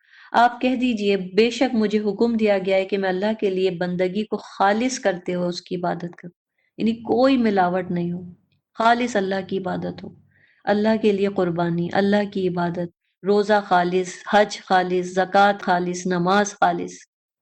اور مجھے حکم دیا گیا ہے کہ میں پہلا مسلمان بن جاؤں۔ کہہ دیجئے اگر میں اپنے رب کی نافرمانی کروں تو یقیناً مجھے بڑے دن کے عذاب سے ڈر لگتا ہے۔ یہ نبی کہہ رہا ہے کہ مجھے بھی عذاب سے ڈر لگتا ہے۔ کہہ دیجئے میں اللہ کے لیے اپنی بندگی کو خالص کرتے ہوئے اسی کی عبادت کرتا ہوں، تو تم اس کے سوا جس کی چاہے عبادت کرو۔ کہہ دیجئے بلا شبہ خسارہ، لاس اٹھانے والے وہ ہیں جنہوں نے روز قیامت اپنے آپ کو اور اپنے گھر والوں کو خسارے میں ڈالا۔ خبردار یہی کھلا خسارہ ہے، یعنی اپنے آپ کو بھی ہم خسارے میں ڈال رہے ہیں اور اپنے بچوں کو بھی۔ ہم دین سے دور جاتے ہیں، ہمارے بچے دین سے دور جاتے ہیں، ہمارے بچوں کے بچے ہو سکتا ہے دین سے باہر ہی نکل جائیں۔ یہ معاملہ اتنا خطرناک ہے۔ ان کے لیے ان کے اوپر آگ کے سائبان ہوں گے، ان کے نیچے بھی آگ کے سائبان ہوں گے، یہی وہ عذاب ہے جس سے اللہ اپنے بندوں کو ڈراتا ہے۔ لہٰذا اے میرے بندوں تم مجھ سے ہی ڈرتے رہو، اور جو لوگ طاغوت کی عبادت کرنے سے بچے رہے۔ طاغوت کیا ہے؟ ہر وہ ٹرینڈ سیٹر، ہر وہ قوت، ہر وہ اٹریکٹیو چیز، ہر وہ اٹریکشن جس میں آپ بری طرح کھو جاتے ہیں اور وہ آپ کو اللہ سے دور کر دیتا ہے۔ آپ کی اپنی عادتیں بھی ہو سکتی ہیں، انسان بھی ہو سکتے ہیں۔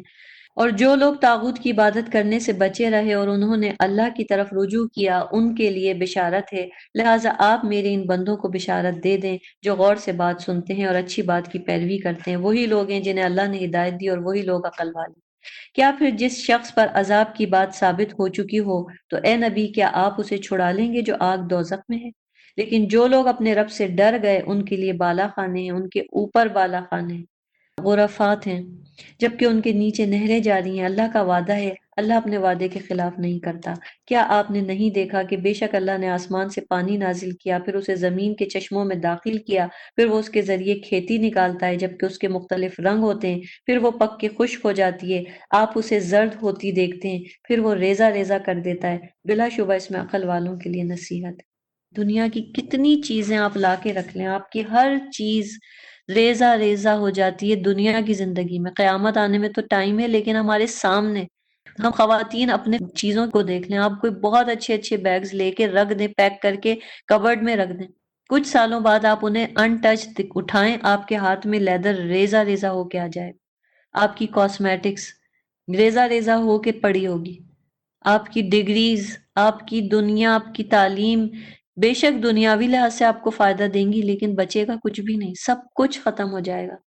کیا پھر جس شخص کا سینہ اللہ نے اسلام کے لیے کھول دیا اور وہ اپنے رب کی طرف سے روشنی پہ ہے، وہ سخت اور تنگ دل کافر کے برابر ہو سکتا ہے؟ بس سینہ کھل جائے، ہر جگہ سینے کی بات آتی ہے۔ اللہ نور السماواتی والارض، کیونکہ آپ کے سینوں میں اللہ کا نور ہے، نور ایمان ہے۔ اس نور ایمان کو آپ نے اس قرآن کے ذریعے اس شعلے کو، اس فلیم کو بھڑکانا ہے، بڑا کرنا ہے، اس روشنی کو دل میں پھیلانا ہے، دل سے باہر دوسروں تک پھیلانا ہے۔ اپنے سینوں کو کھولیں، سینے جب کھلیں گے جب آپ کی تنگ نظری ختم ہوگی، آگے کی سوچ آئے گی، بڑے بڑے ٹارگٹس ہوں گے، آپ کی پرسنالٹی کا کوئی، آپ کی زندگی کا مقصد ہوگا، آخرت آپ کے سامنے ہوگی۔ چھوٹی چھوٹی دنیاوی چیزوں میں پھنس کے، چھوٹے چھوٹے مسائل میں سارا سارا دن رونا، پریشان ہونے سے سینہ اسلام کے لیے نہیں کھل سکتا۔ چنانچہ ہلاکت ہے ان کے لیے جن کے دل اللہ کی یاد میں سخت ہیں، وہی لوگ کھلی گمراہی میں ہیں۔ اللہ نے بہترین کلام نازل کیا ہے جو ایک کتاب ہے، باہم ملتی جلتی ہے، بار بار دہرائی جانے والی ہے، جس سے ان لوگوں کے رونگٹے کھڑے ہو جاتے ہیں جو اپنے رب سے ڈرتے ہیں، پھر ان کی جلدیں اور ان کے دل اللہ کی یاد کی طرف نرم ہو کے مائل ہو جاتے ہیں۔ یہی اللہ کی ہدایت ہے، وہ اس کے ذریعے جسے چاہے ہدایت دیتا ہے، جسے اللہ گمراہ کر دے اسے کوئی ہدایت دینے والا نہیں۔ دیکھیں کیسی کتاب ہے، باہم ملتی جلتی ہیں، بعض آیتیں ایز اٹ از ریپیٹ ہو رہی ہیں، انبیاء کے قصے بار بار دہرائے جا رہے ہیں، بعض آیتوں سے رونگٹے کھڑے ہو رہے ہیں، آخرت کی باتیں ہیں، بعض سے اللہ کا خوف پیدا ہو رہا ہے، اور پھر اللہ کی نعمتیں، اللہ کی آزمائشیں، اللہ کی نشانیاں، ان سے جلد اللہ کے دل اللہ کی یاد سے نرم ہو رہے ہیں۔ کتنی ورائٹی ہے اس کتاب میں، یہ ہے ہدایت، اور یہ آپ کو سمجھے بغیر نہیں ملے گی، صرف تلاوت کر لینے سے نہیں ملے گی۔ کیا پھر جو شخص روز قیامت برے عذاب سے اپنے چہرے کی ڈھال کے ذریعے بچنے کی کوشش کرتا ہے، وہ جنتی کے برابر ہو سکتا ہے؟ اور ظالموں سے کہا جائے گا تم اس کا مزہ چکھو جو تم کماتے تھے۔ جو لوگ ان سے پہلے تھے انہوں نے دین حق کو جھٹلایا تو ان پر ایسی جگہ سے عذاب آیا جس کا انہیں گمان تک نہ تھا۔ چنانچہ اللہ نے انہیں دنیاوی زندگی میں رسوائی کا مزہ چکھایا، اور آخرت کا عذاب یقیناً بہت بڑا ہے، کاش وہ جانتے ہوتے۔ بلا شبہ ہم نے اس قرآن میں لوگوں کے لیے ہر قسم کی مثال بیان کی ہے تاکہ وہ نصیحت پکڑیں۔ قرآن عربی زبان میں ہے، کجی یعنی ٹیڑھا نہیں ہے، تاکہ وہ ڈریں۔ اللہ نے ایک آدمی غلام کی مثال بیان کی جس میں کئی باہم اختلاف رکھنے والے شریک ہیں، اور ایک دوسرا آدمی جو خالص ایک ہی شخص کا غلام ہے، یعنی ایک شخص کے بہت سارے ماسٹر ہیں اور ایک شخص کا صرف ایک ماسٹر ہے۔ کیا ان دونوں کی حالت یکساں ہو سکتی ہے؟ ایک کے گھر میں 10 اس کے مالک بن کے بیٹھے ہیں، ایک میڈ کو ایک بلاتی ہے ادھر آؤ میری استری کر کے دو، دوسری بلاتی ہے ادھر آؤ میرا کھانا پکاؤ، ایک کہتی ہے ادھر آؤ میرے پاؤں دباؤ۔ ایک یہ میڈ ہوگی اور ایک میڈ ہوگی جس کی صرف ایک ہی مالکہ ہے، دونوں میں فرق ہوگا کہ نہیں؟ اللہ تعالیٰ نے اس طرح سے سمجھایا ہے شرک، کتنی خوبصورت مثال سے۔ نہیں الحمدللہ، بلکہ ان میں سے اکثر لوگ نہیں جانتے۔ اے نبی بلا شبہ آپ بھی مرنے والے ہیں اور وہ بھی یقیناً مرنے والے ہیں۔ اب یہ آیت ہے قرآن کی، ہائی لائٹ کر لیں، اس عقیدے والوں کو سنا دیں جو کہتے ہیں کہ نبی کو موت نہیں آتی۔ اللہ کہہ رہا ہے اے نبی آپ بھی بلا شبہ یقیناً مرنے والے ہیں اور وہ بھی مرنے والے ہیں، پھر بلا شبہ تم قیامت کے دن اپنے رب کے پاس جھگڑو گے۔ یہ تھا یہاں پہ 23واں پارہ ختم ہوا۔ سورہ زمر طویل سورہ ہے، ابھی کنٹینیو رہے گی 24ویں پارے میں بھی انشاءاللہ تعالیٰ، کل اس کو دیکھیں گے۔ یہاں پہ ختم کرتے ہیں۔ اللہ تعالیٰ آپ کا سننا قبول کرے، آپ کا آنا قبول کرے، آپ کو اس پہ عمل کی توفیق دے، آپ سب کو صحت و عافیت کی حالت میں رکھے اور ہر جائز دل کی جائز خواہش کو پورا فرمائے، آمین۔ سبحانک اللہم و بحمدک، نشہد ان لا الہ الا انت، نستغفرک و نتوب الیک۔ السلام علیکم ورحمۃ اللہ وبرکاتہ۔